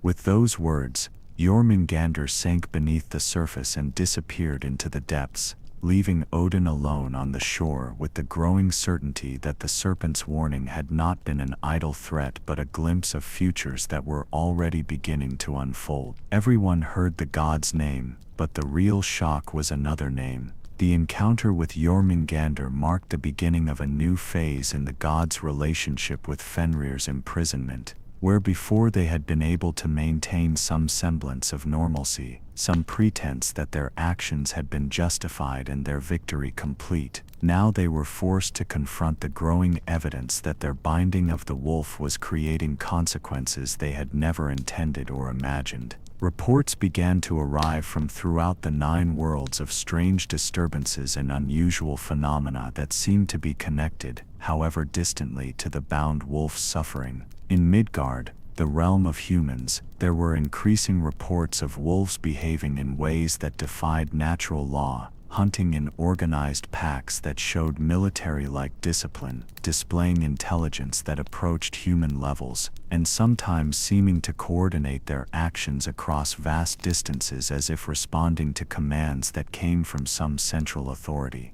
In Alfheim, home of the Light Elves, the eternal twilight that had always bathed the realm in gentle radiance began to flicker and dim at regular intervals, as if something was interfering with the cosmic mechanisms that maintained its illumination. The elves themselves reported disturbing dreams in which they found themselves running through endless forests while being pursued by something that remained always just beyond the edge of their vision. Even in Vanaheim, realm of the Vanir gods who had made peace with the Usur after their ancient war, there were signs of disturbance. The fertility goddesses who dwelt there found that their powers were becoming harder to control, that their blessings sometimes carried curses within them, and that the life they sought to nurture sometimes grew wild and savage in ways that defied their intentions. But perhaps most disturbing of all were the changes that began to manifest in Asgard itself. The golden halls that had always been filled with light and laughter began to echo with sounds that had no apparent source, footsteps in empty corridors, voices speaking in languages that no one could identify,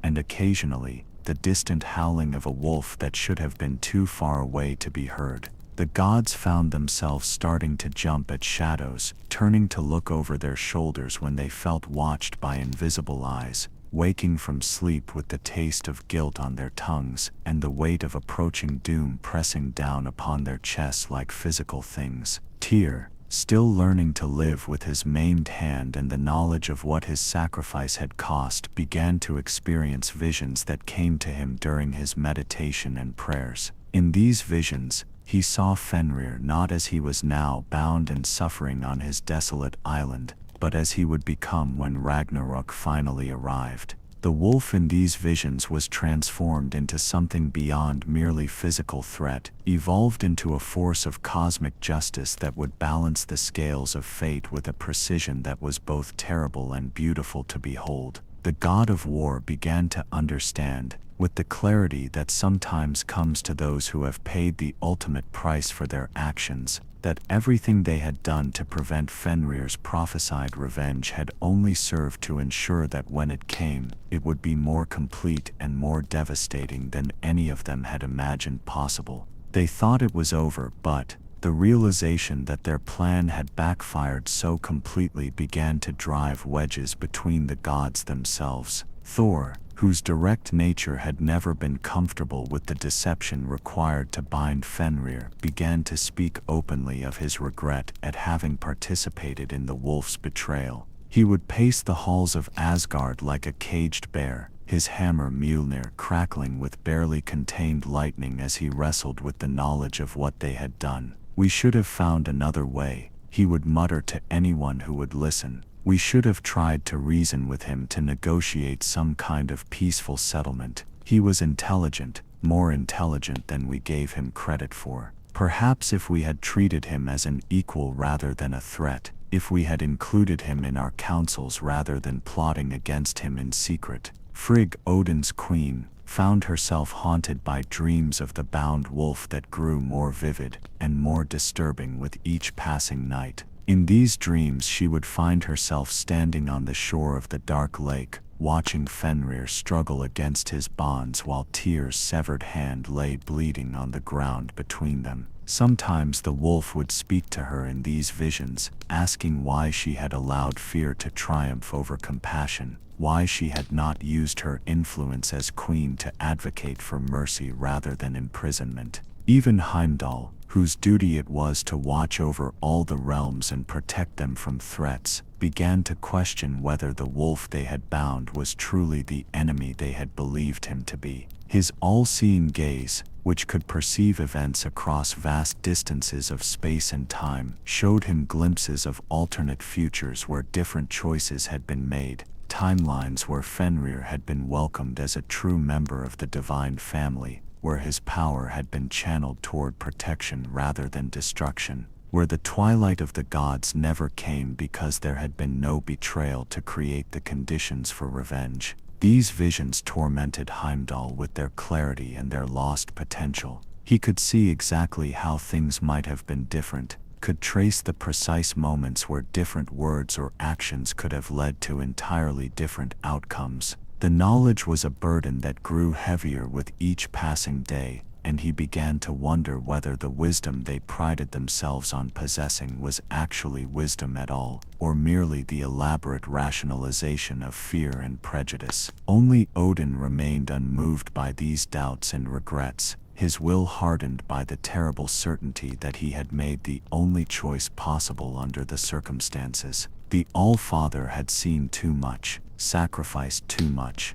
and learned too many hard truths about the nature of power and responsibility to allow himself the luxury of second-guessing his decisions. If the binding of Fenrir led ultimately to Ragnarok, then so be it. At least they had bought themselves time, had delayed the inevitable for long enough to prepare for the final battle. But even Odin's iron resolve was tested as the years passed and the consequences of their actions continued to unfold in ways that none of them had anticipated. The balance of power in the 9 worlds was shifting, with the giants growing bolder and more organized in their opposition to divine rule. The forces of chaos, which had been scattered and directionless for so long, were beginning to coalesce around the symbol of the bound wolf and the injustice he represented. Most troubling of all was the change that had come over Loki himself. Fenrir's father, who had always walked the line between order and chaos with careful precision, began to show signs of the same alienation and growing resentment that marked his son's transformation.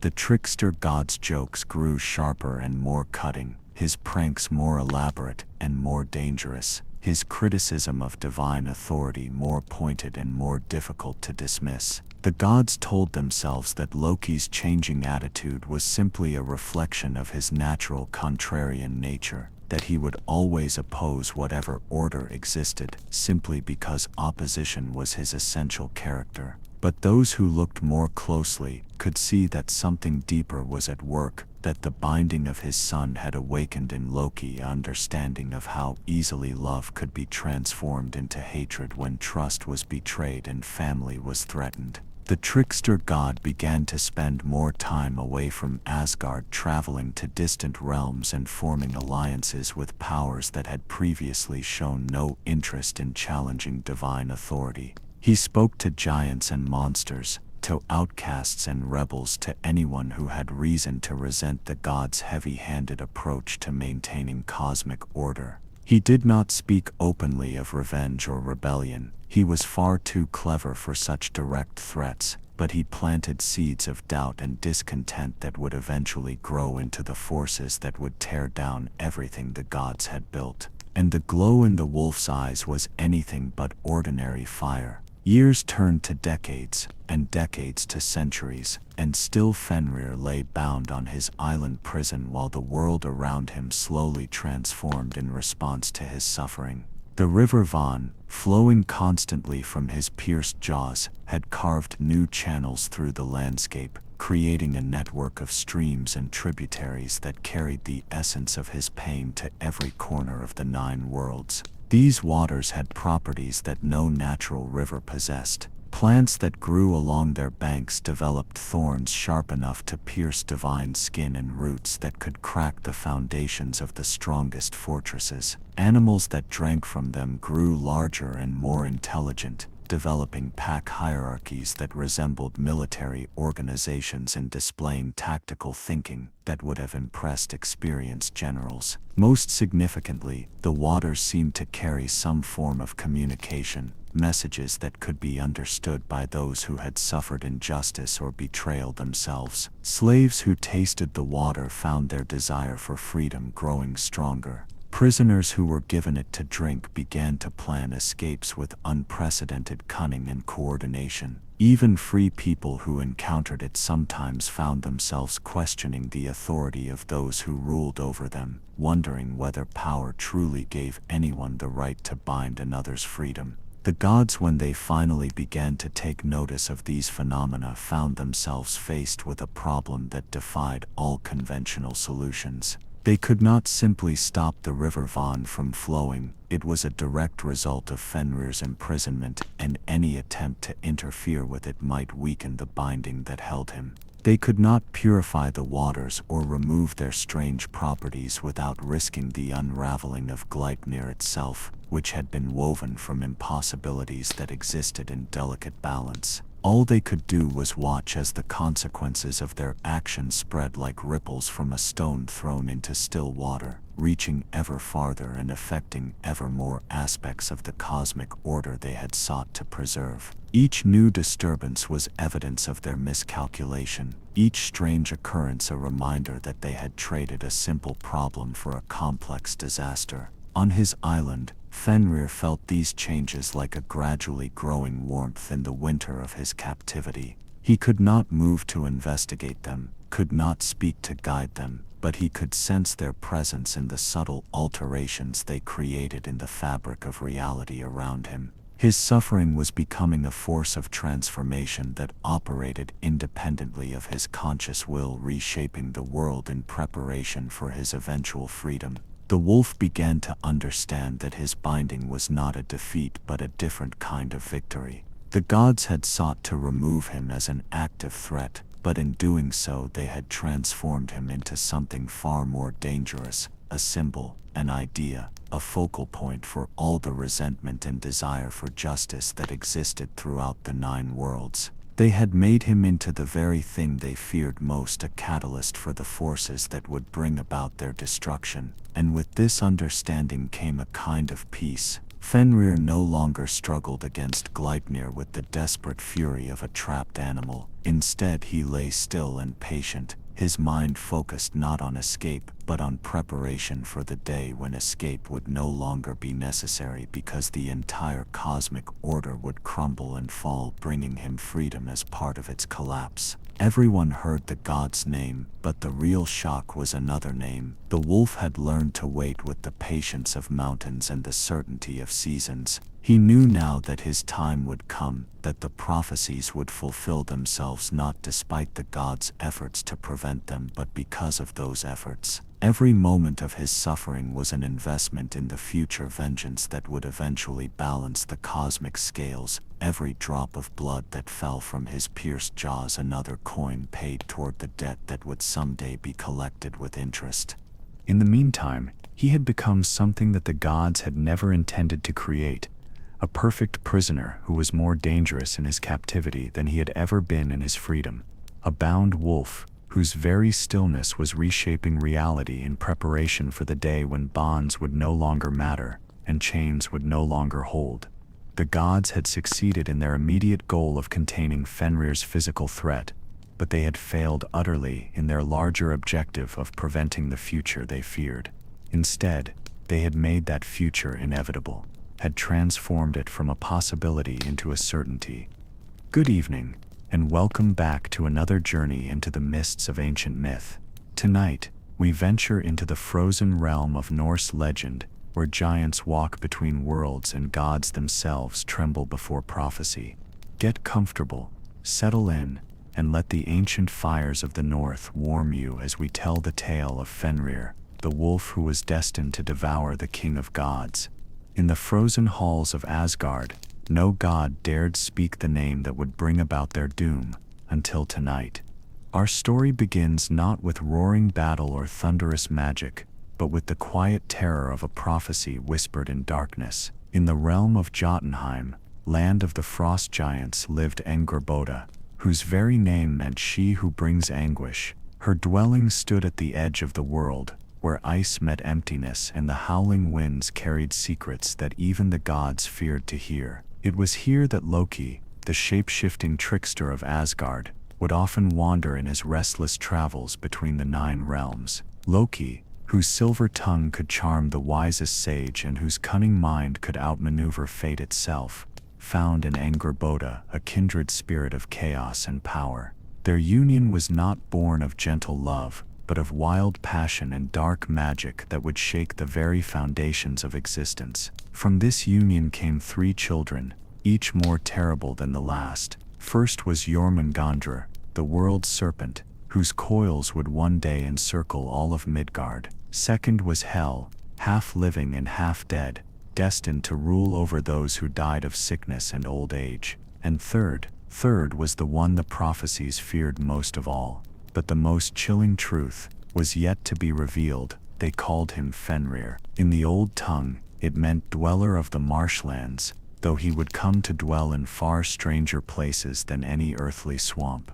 When he first drew breath, he appeared to be nothing more than a wolf cub, albeit one with eyes that burned like winter stars and a howl that made the mountains shiver. But the Norns, those ancient weavers of fate, had already seen his thread in the great tapestry of destiny, and what they saw made them weep. Tears of ice. The prophecy was simple, terrible, and absolute.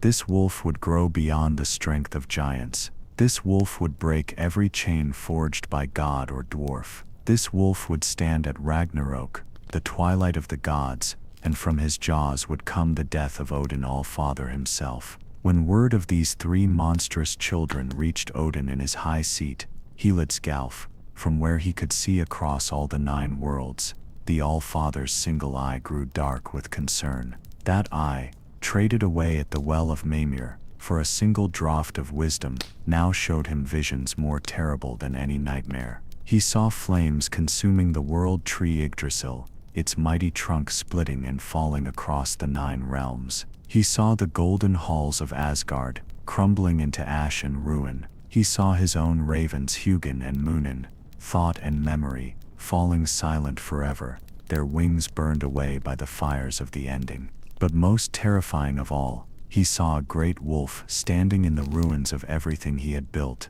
its jaws dripping with the blood of gods, its eyes burning with satisfaction at a vengeance finally claimed. The vision was so vivid, so immediate, that for a moment Odin could taste ash on his tongue and feel the heat of those apocalyptic flames against his face. When the vision faded, and he found himself once again in the peace of Gladsheim, surrounded by the familiar golden light of his hall, Odin sat in silence for a long time. His ravens perched on the arms of his throne, preening their dark feathers and waiting for their master to speak. But what words could encompass what he had seen? What commands could prevent a fate that seemed as fixed as the turning of the stars? And at this very moment, fate itself shifted direction. Odin was not a god given to despair, though he had every reason to embrace it. He was the god of war and death, of poetry and magic, of wisdom bought with sacrifice and pain. He had ruled Asgard for countless ages, not by accepting defeat before the battle was even fought, but by meeting every challenge with cunning strength and the willingness to do whatever dark deeds necessity demanded. If these children posed a threat to the gods, then he would deal with them as he had dealt with every threat, swiftly, decisively, and with the full weight of divine authority. The planning began immediately. Odin summoned his most trusted advisors, the wise who had stood with him through the wars against the Titans and the establishment of the current order. In the deep halls beneath Gladsheim,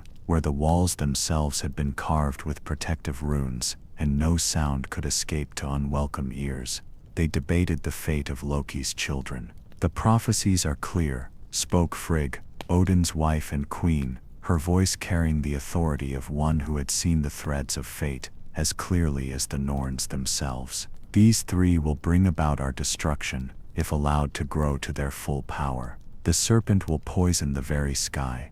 The death goddess will refuse to release our beloved Baldur from her realm, and the wolf," she paused, her face growing pale at what she had witnessed in her prophetic dreams. "The wolf will devour you, my husband, and with your death, the twilight of the gods will be complete." Other voices joined the council. Heimdall, guardian of the Rainbow Bridge, spoke of strange stirrings in Jotunheim, of giant kind growing restless and bold. Vidar the Silent, Odin's son, said nothing but nodded grimly at each dark prophecy. Thor, ever direct, pounded his fist upon the council table, and declared that they should simply slay the children, while they were still young and weak. "No," Odin said firmly, his voice cutting through the debate like a blade through silk. "We will not become the monsters we seek to prevent.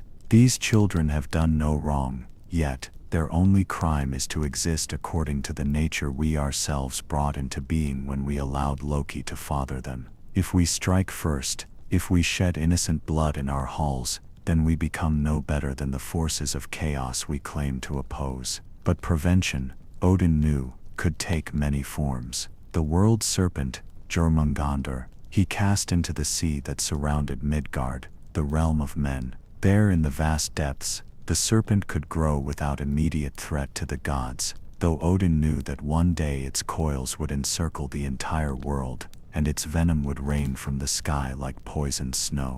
The casting required all of Odin's strength. The serpent was already massive, even as a youngling, and its writhing nearly tore the All-Father's arm from its socket as he hurled it into the churning waters. Hel, the death goddess who was half living flesh and half rotting corpse, he banished to the realm that would bear her name, the dark underworld where those who died of sickness and old age would spend their afterlives. Unlike the heroic dead, who would feast in Valhalla, preparing for the final battle, Hel's subjects would be the forgotten, the unloved, the ordinary mortals whose deaths held no glory. It was a cruel exile for one so young, but Odin told himself it was necessary. He even convinced himself that Hel might find purpose in her dark realm, that ruling the dead was its own form of power and responsibility. But Fenrir was different, and not merely because he appeared most like a natural creature that might be trained and tamed.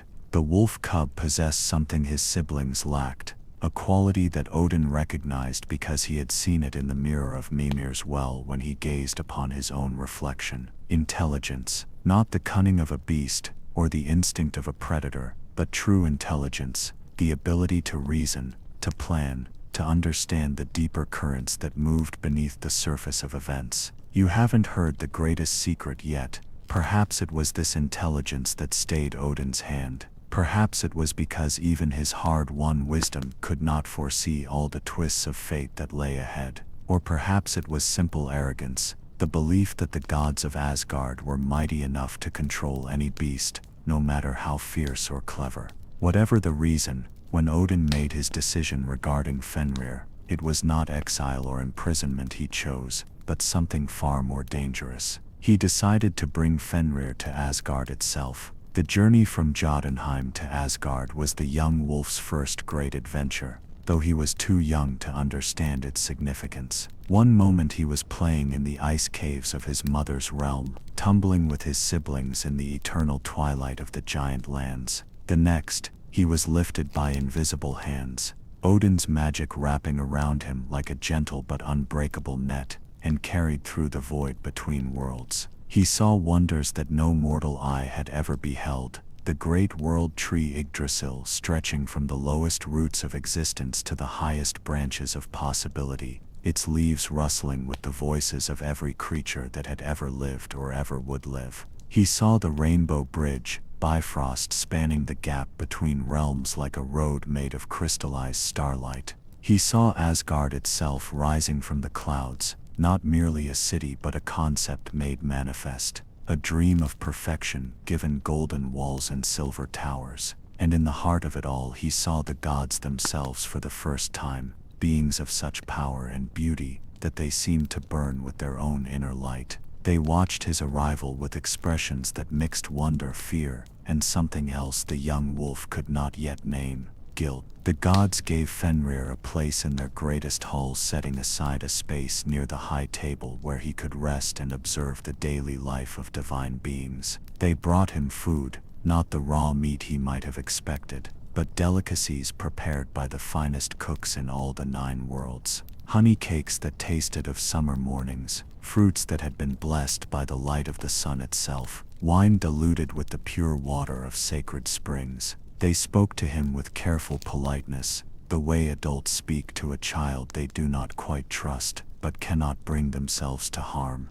They told him stories of great deeds and ancient battles, of the forging of the world and the establishment of law and order among the realms. They taught him the names of stars and the pathways between worlds. They gave him everything, except what he truly craved: genuine affection and acceptance. All except one. Wait, don't miss this detail. Who was watching at Valhalla's gate? Only one god among all the Hasir was brave enough, or perhaps foolish enough, to approach the young wolf directly, and without reservation. This was Tyr, god of war and justice, he of the strong right hand and the unflinching heart, while the other gods whispered nervously among themselves about the prophecies and what the wolf might become. Tyr saw only a young creature far from home, growing up among strangers who spoke of him in fearful whispers. Tyr was different from the other gods in many ways. Where Odin was given to complex schemes and hidden purposes, Tyr was direct and honest. Where Thor was prone to great rages and greater boasts, Tyr was quiet and steady. Where Frigg was protective of her family above all else, Tyr extended his protection to any who proved worthy of it, regardless of their origin or nature. Perhaps it was because Tyr understood what it meant to be an outsider among the gods. He was older than most of them, a relic of an earlier age when the rules were different and justice was a simpler thing. He had been worshipped by warriors long before Odin claimed dominion over battle, and there were some who whispered that he had once been the chief of the gods himself before stepping aside for the All-Father's greater wisdom. Whether this was true or not, Tyr carried himself with the quiet dignity of one who had nothing to prove and everything to protect. So Tyr became Fenrir's sole friend and companion in Asgard. Each morning, he would rise early and seek out the young wolf wherever he had chosen to rest. Sometimes this was in the hall prepared for him, but more often Fenrir had wandered to some quiet corner where he could watch the sunrise paint the golden walls with new light. Tyr would sit beside him in comfortable silence, both of them appreciating the peace that came before the day's obligations began. He would feed the wolf by hand, not with the careful distance the other gods maintained, but with the easy familiarity of one friend caring for another. He would run with him through the fields of eternal summer that surrounded the gods' realm, both of them racing across meadows where the grass never withered and the flowers bloomed in colors that had no names in any mortal tongue. Most importantly, Tyr would speak to Fenrir not as a monster to be feared or a weapon to be contained, but as a living being worthy of kindness and respect. He told the wolf stories of his own youth, of battles fought for causes long forgotten and victories that had turned to ash with the passage of years. He shared his thoughts about justice and duty, about the difference between what was right and what was necessary, about the burdens that came with power and the responsibilities that could not be set aside even when they grew too heavy to bear. In those early days, there was love between them, not the wary affection of those who kept their distance, but the pure and uncomplicated love that can exist between two souls who recognize something true and worthy in each other. It was the love of a boy for his dog, though both were far more than they appeared to be. It was the love of a teacher for his student, though neither was sure who was learning more from whom. It was the love of friends who had found in each other something they had not known they were missing, and for a time, a brief golden time that would later seem like a dream half remembered upon waking, it seemed as though love might be enough to change the course of fate itself. Everything you've heard so far was only the beginning, but prophecies, like plants, grow stronger when tended by attention and fear. As the seasons turned in the world below, for time moved strangely in Asgard, sometimes flowing swift as a mountain stream, sometimes still as a frozen lake, Fenrir began to fulfill the dark promises woven into his fate. The changes were subtle at first, noticed only by those who spent the most time in his presence. Tyr was the first to observe that Fenrir's playful tumbles now left gouges in the golden floors of Asgard. The wolf's claws, which had once been small and dull, now grew sharp as sword points and hard as the finest steel. When Fenrir stretched and yawned after his afternoon naps, the sound was no longer the sleepy sigh of a contented pet, but something deeper and more resonant, a sound that made the walls themselves seem to tremble. He grew, not as a normal wolf grows, slowly and steadily over months and years, but with the terrible power of his giant blood asserting itself day by day, hour by hour. Each morning, when Tyr came to greet him, Fenrir was visibly larger than he had been the night before. His shoulders broadened until they were as wide as a cart. His legs lengthened until he stood as tall as the finest war horse in Odin's stable. His head grew until it was larger than a warrior's shield, and his jaws deepened until they could have easily accommodated a grown man's entire torso. The gods tried to hide their growing alarm behind forced smiles and careful normalcy. They continued to greet Fenrir with the same polite phrases they had always used, though their voices now carried undertones of nervousness they could not quite suppress. They still invited him to observe their councils and feasts, though they now took care to seat him farther from the high table than before. They still offered him food and drink, though they now had servants deliver these offerings rather than approaching him directly. But it was not merely Fenrir's physical growth that alarmed the gods. More troubling still, his strength seemed to increase even faster than his size. The playful games he had enjoyed as a cub now became displays of power that made even the mightiest gods step back in involuntary alarm. He could leap over the walls of Asgard in a single bound, soaring through the air with a grace that seemed to defy the very laws that governed earthly creatures. His howl, once a mere puppy's whine, now carried such force that it could shatter the golden cups from which the gods drank their mead, sending precious fragments ringing across the hall floors like fallen stars. When he ran at full speed, and he loved to run, stretching his powerful legs across the vast meadows that surrounded the divine realm, the thunder of his paws echoed like the hoofbeats of Sleipnir, Odin's eight-legged horse. The ground would shake beneath his passage, and flowers would be pressed flat in his wake, their petals scattered like snow in a winter gale. The gods began to speak more quietly when Fenrir was near. Conversations that had once flowed freely now became careful, measured exchanges, with each participant conscious that every word was being overheard by ears that grew keener with each passing day. They began to avoid the places where he rested, finding excuses to conduct their business in halls and chambers where the great wolf was unlikely to wander. Most troublingly of all, they began to look upon Tyr with expressions of concern and confusion. Why, they wondered among themselves. Did the god of war continue to befriend a creature that might one day be their destruction? Could he not see the danger that grew more apparent with each passing hour? Was his legendary sense of justice so rigid that he could not recognize when mercy became foolishness? But Tyr saw more than the others gave him credit for. He saw the way Fenrir's eyes followed the whispered conversations of the gods, intelligent and aware, and increasingly hurt by their obvious fear. He saw how the wolf would sometimes retreat to the loneliest corners of Asgard, curling up in spaces barely large enough to contain his growing form, as if trying to make himself smaller and less threatening. He saw the confusion in Fenrir's manner when games that had once brought laughter now brought only nervous silence. Most of all, Tyr saw the questions in Fenrir's eyes, questions the wolf was too proud or too afraid to voice aloud. Why did his friends no longer approach him with the easy familiarity they had once shown? Why did conversations cease when he entered a room? Why did he sometimes catch the gods staring at him with expressions that seemed to mix fear and guilt in equal measure?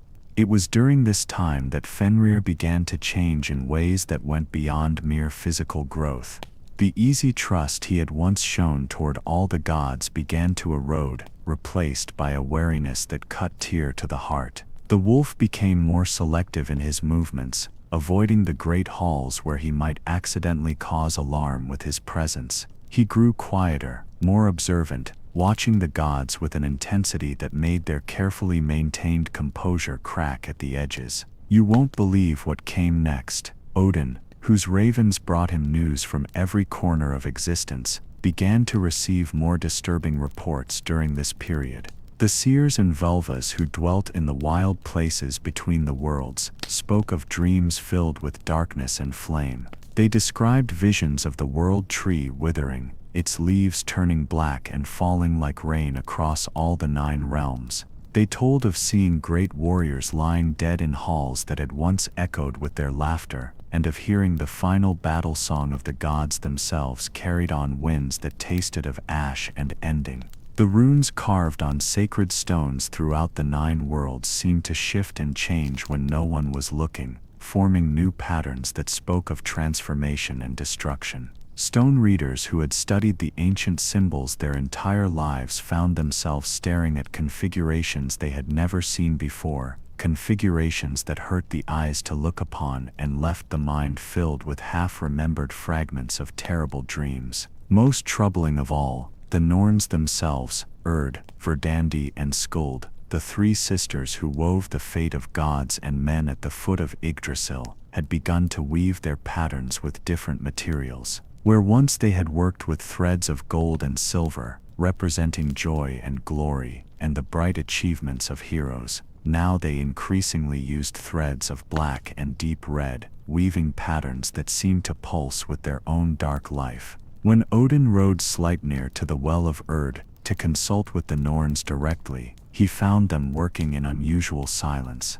Normally they would chatter among themselves as they worked, commenting on the lives they shaped and the destinies they wove together. Now they sat in brooding quiet, their faces grave with knowledge they seemed reluctant to share. The pattern changes, Urd finally said when pressed by the All-Father's questions. She was the eldest of the sisters, keeper of the past and all that had been decided in earlier days. The threads that once seemed fixed now move of their own accord. The future you sought to prevent grows stronger with each attempt to bind it. Verdandi, who governed the present and all that was happening in the immediate moment, looked up from her loom with eyes that seemed to hold all the sorrow of the world.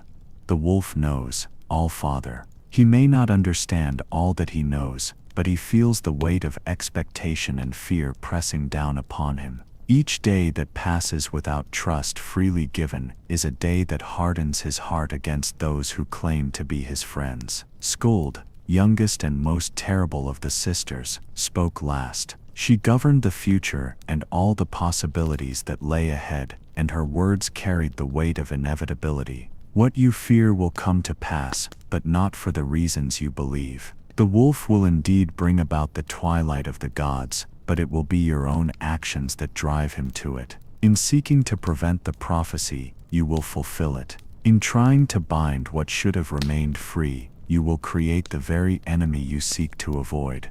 The gods held their councils in secret now, meeting in hidden chambers deep beneath the golden halls where even Fenrir's keen ears could not overhear their words. These chambers had been carved from the living rock of Asgard's foundations and warded with the most powerful protective magic the gods could devise. The walls were inscribed with runes of silence and concealment, ensuring that no word spoken within could escape to unwelcome ears. Here, in the flickering light of enchanted torches that cast no shadows and the dim glow of crystals that had been mined from the depths of the world tree itself, the gods spoke in hushed voices about the wolf who walked among them.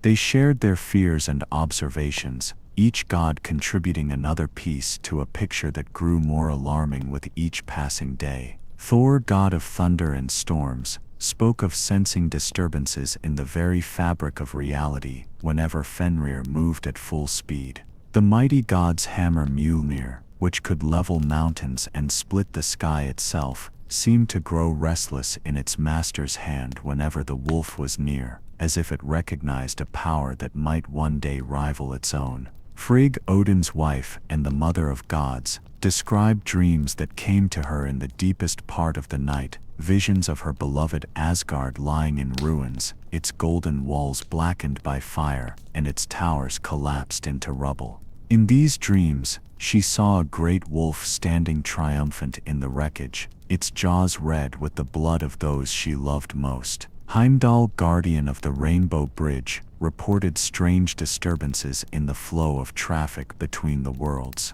Creatures that had never shown interest in Asgard before now seemed drawn to its borders, as if sensing that something significant was happening in the realm of the gods. Giants who had remained peacefully in Jotunheim for centuries now stirred uneasily, and there were reports of ancient monsters awakening from slumbers that had lasted since the world's creation. But perhaps most disturbing of all were the reports from Valhalla itself, the hall of the heroic dead, where the greatest warriors from all the 9 worlds feasted and fought in preparation for the final battle. The Einherjar, those glorious dead, who had earned their place in Odin's hall through deeds of extraordinary courage, had begun to speak among themselves of strange dreams and unsettling premonitions. These were not men given to fear or superstition. They were heroes who had faced death unflinchingly in the mortal world, and who spent their afterlives in constant preparation for Ragnarok, the final battle between the forces of order and chaos. If such warriors were troubled by what they sensed coming, then the danger was real indeed. They spoke of feeling watched by invisible eyes, of hearing howling in the distance when no wolf should be near, of sensing a presence that grew stronger and more hostile with each passing day. Some reported dreams in which they found themselves fighting not against the familiar forces of chaos they had long prepared to face, but against something new and terrible, a creature that combined the cunning of a god with the savage fury of a beast unleashed. And just then, the temple doors creaked open. The gods absorbed these reports with growing unease, each new piece of information adding weight to a decision that none of them wanted to make, but all of them knew was becoming inevitable. They could no longer deny what the evidence clearly showed. Fenrir was becoming too dangerous to leave unchecked, too powerful to control through mere persuasion or containment. But the sacred laws of hospitality, which governed all interactions between guests and hosts throughout the 9 worlds, prevented them from simply killing the wolf while he remained under their protection. To shed blood within the walls of Asgard, to murder a guest who had been offered the safety of their halls, would be a violation so profound that it would strip them of all moral authority and mark them as no better than the forces of chaos they claimed to oppose. Yet the alternative, allowing Fenrir to continue growing in power until he could no longer be stopped by any means, seemed equally unthinkable. The prophecies were clear about what would happen if the wolf reached his full potential. Odin would die, Asgard would fall, and the twilight of the gods would begin. It was Odin himself who finally spoke the words that would set in motion the events leading to their doom. "If we cannot kill him, and we cannot allow him to remain free, then we must find another way. We must bind him in chains so strong that even his growing power cannot break them. We must render him harmless without shedding blood, and we must do it before he becomes too mighty for any binding to hold." The other gods murmured their agreement, though more than one cast a sideways glance at Tyr, who had stood silent and stone-faced throughout the entire council. The god of justice had said nothing during the long debate, but his expression spoke volumes about the internal conflict that was tearing at his heart. How could he participate in the betrayal of one who had trusted him? How could he stand by while his friend was deceived and imprisoned? But how could he allow his personal feelings to endanger not just the gods, but all the 9 worlds that depended on their protection? The trap was set, and all that remained was to spring it. But prophecy is a strange and twisting thing, and the very act of trying to prevent a fate often serves to bring it about. In the case of Fenrir, the gods' growing fear, and their desperate plan to contain it, would prove to be the first link in the chain of events that would lead directly to their own destruction. The decision, when it finally came, was not made in anger or haste, but with the cold calculation of those who believe themselves wiser than fate itself. Odin gathered the gods in the great hall Gladsheim, where the golden roof caught and held the light like captured sunlight, and there he spoke the words that would seal their doom. The hall itself seemed to hold its breath as the All-Father rose from his high throne. The massive space, which could easily accommodate 1,000 warriors, fell utterly silent, except for the soft crackling of the eternal fires that burned in braziers along the walls. These flames, kindled from the first spark that had ever existed, cast dancing shadows that seemed to writhe with their own life across the intricately carved pillars that supported the roof. Odin's single eye swept across the assembled gods, reading the fear and uncertainty written in their divine faces. He saw Thor's massive hands clenched into fists around the handle of Mjolnir, the thunder god's knuckles white with tension. He saw Frigg's elegant features marked by lines of worry that had not been there when the world was young. He saw Heimdall's all-seeing gaze turned inward, as if the guardian of the bridge was looking into possible futures and finding none that brought him comfort. "The wolf grows too strong," Odin said finally, his voice carrying the weight of absolute authority earned through countless ages of rule.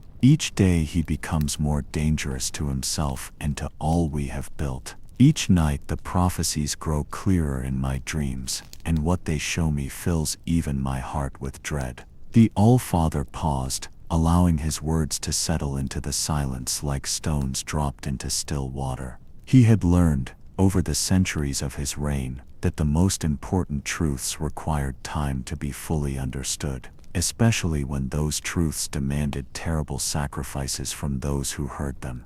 "We cannot kill him," Odin continued, his voice growing softer, but no less commanding, "for the sacred bonds of hospitality forbid the shedding of blood within Asgard's walls. To violate those bonds would make us no better than the forces of chaos we stand against. But perhaps we need not kill him to render him harmless. Perhaps there is another way to ensure that the prophecies never come to pass." But the most shocking truth was still to come. The gods murmured their agreement, though more than one cast a sideways glance at Tyr, who stood silent and stone-faced at the edge of the assembly. The god of war's face was a mask of stone, but those who knew him well could see the pain that flickered behind his eyes like distant lightning.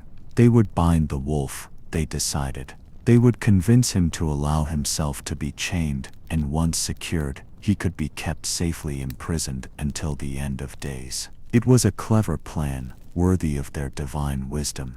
But cleverness and wisdom are not always the same thing, and the gods were about to learn the difference in the most painful way possible. They began with chains of ordinary iron, thick as a man's arm, and forged with the finest skill of the dwarven smiths. These chains had been made in the deepest forges of Nidavellir, hammered into shape by craftsmen whose skill was legendary throughout the 9 worlds. Each link had been tempered in dragon's blood and blessed with runes of strength and permanence. The finished product was a marvel of metalwork, heavy enough to hold a giant and strong enough to bind a god. When they approached Fenrir with these fetters, they did not speak of imprisonment or punishment. Instead, they framed it as a game, a test of strength that would prove once and for all whether the wolf was as mighty as the legends claimed. Their voices were bright with forced cheer, their smiles wide with feigned excitement. "Come, Fenrir," they said with carefully practiced enthusiasm.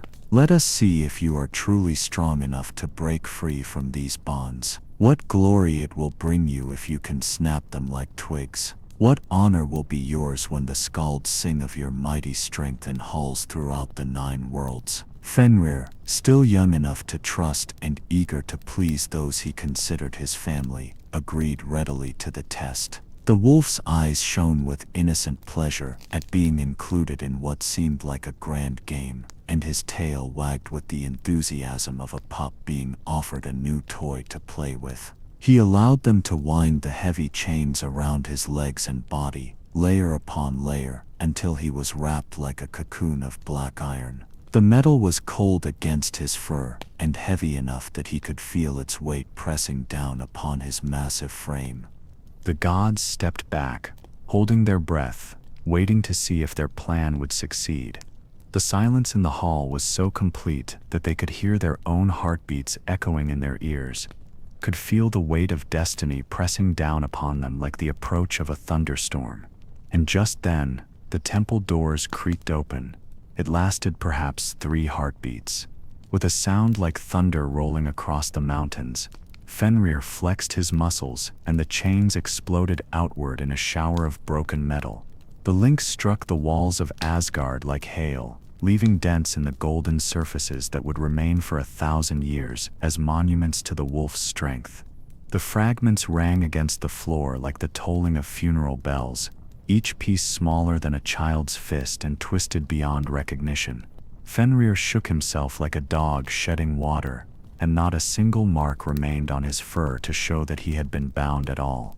His eyes sparkled with innocent pride, and he looked to the gods expectantly, waiting for the praise that should surely come after such a demonstration of power. The gods applauded and cheered, hiding their disappointment behind masks of celebration that grew more strained with each passing moment. They praised Fenrir's strength, and spoke of how proud they were of his power, but their voices carried undertones of fear that the wolf was beginning to notice. Thor's laughter was too loud, too forced. Frigg's smile did not reach her eyes. Even Odin's praise seemed hollow, as if spoken by rote rather than from genuine admiration. But already they were planning the next attempt, and the next chains would be far stronger than the first. The second binding came weeks later, with fetters called dromi, the strong bond forged by the greatest smiths in all the 9 realms. These chains were twice as thick as the first, made not of iron but of steel that had been quenched in the waters of the well of Erd itself, where the Norns drew the water with which they watered the roots of Yggdrasil. Each link had been blessed by the gods and carved with runes of holding and permanence, symbols so potent that they seemed to pulse with their own inner light.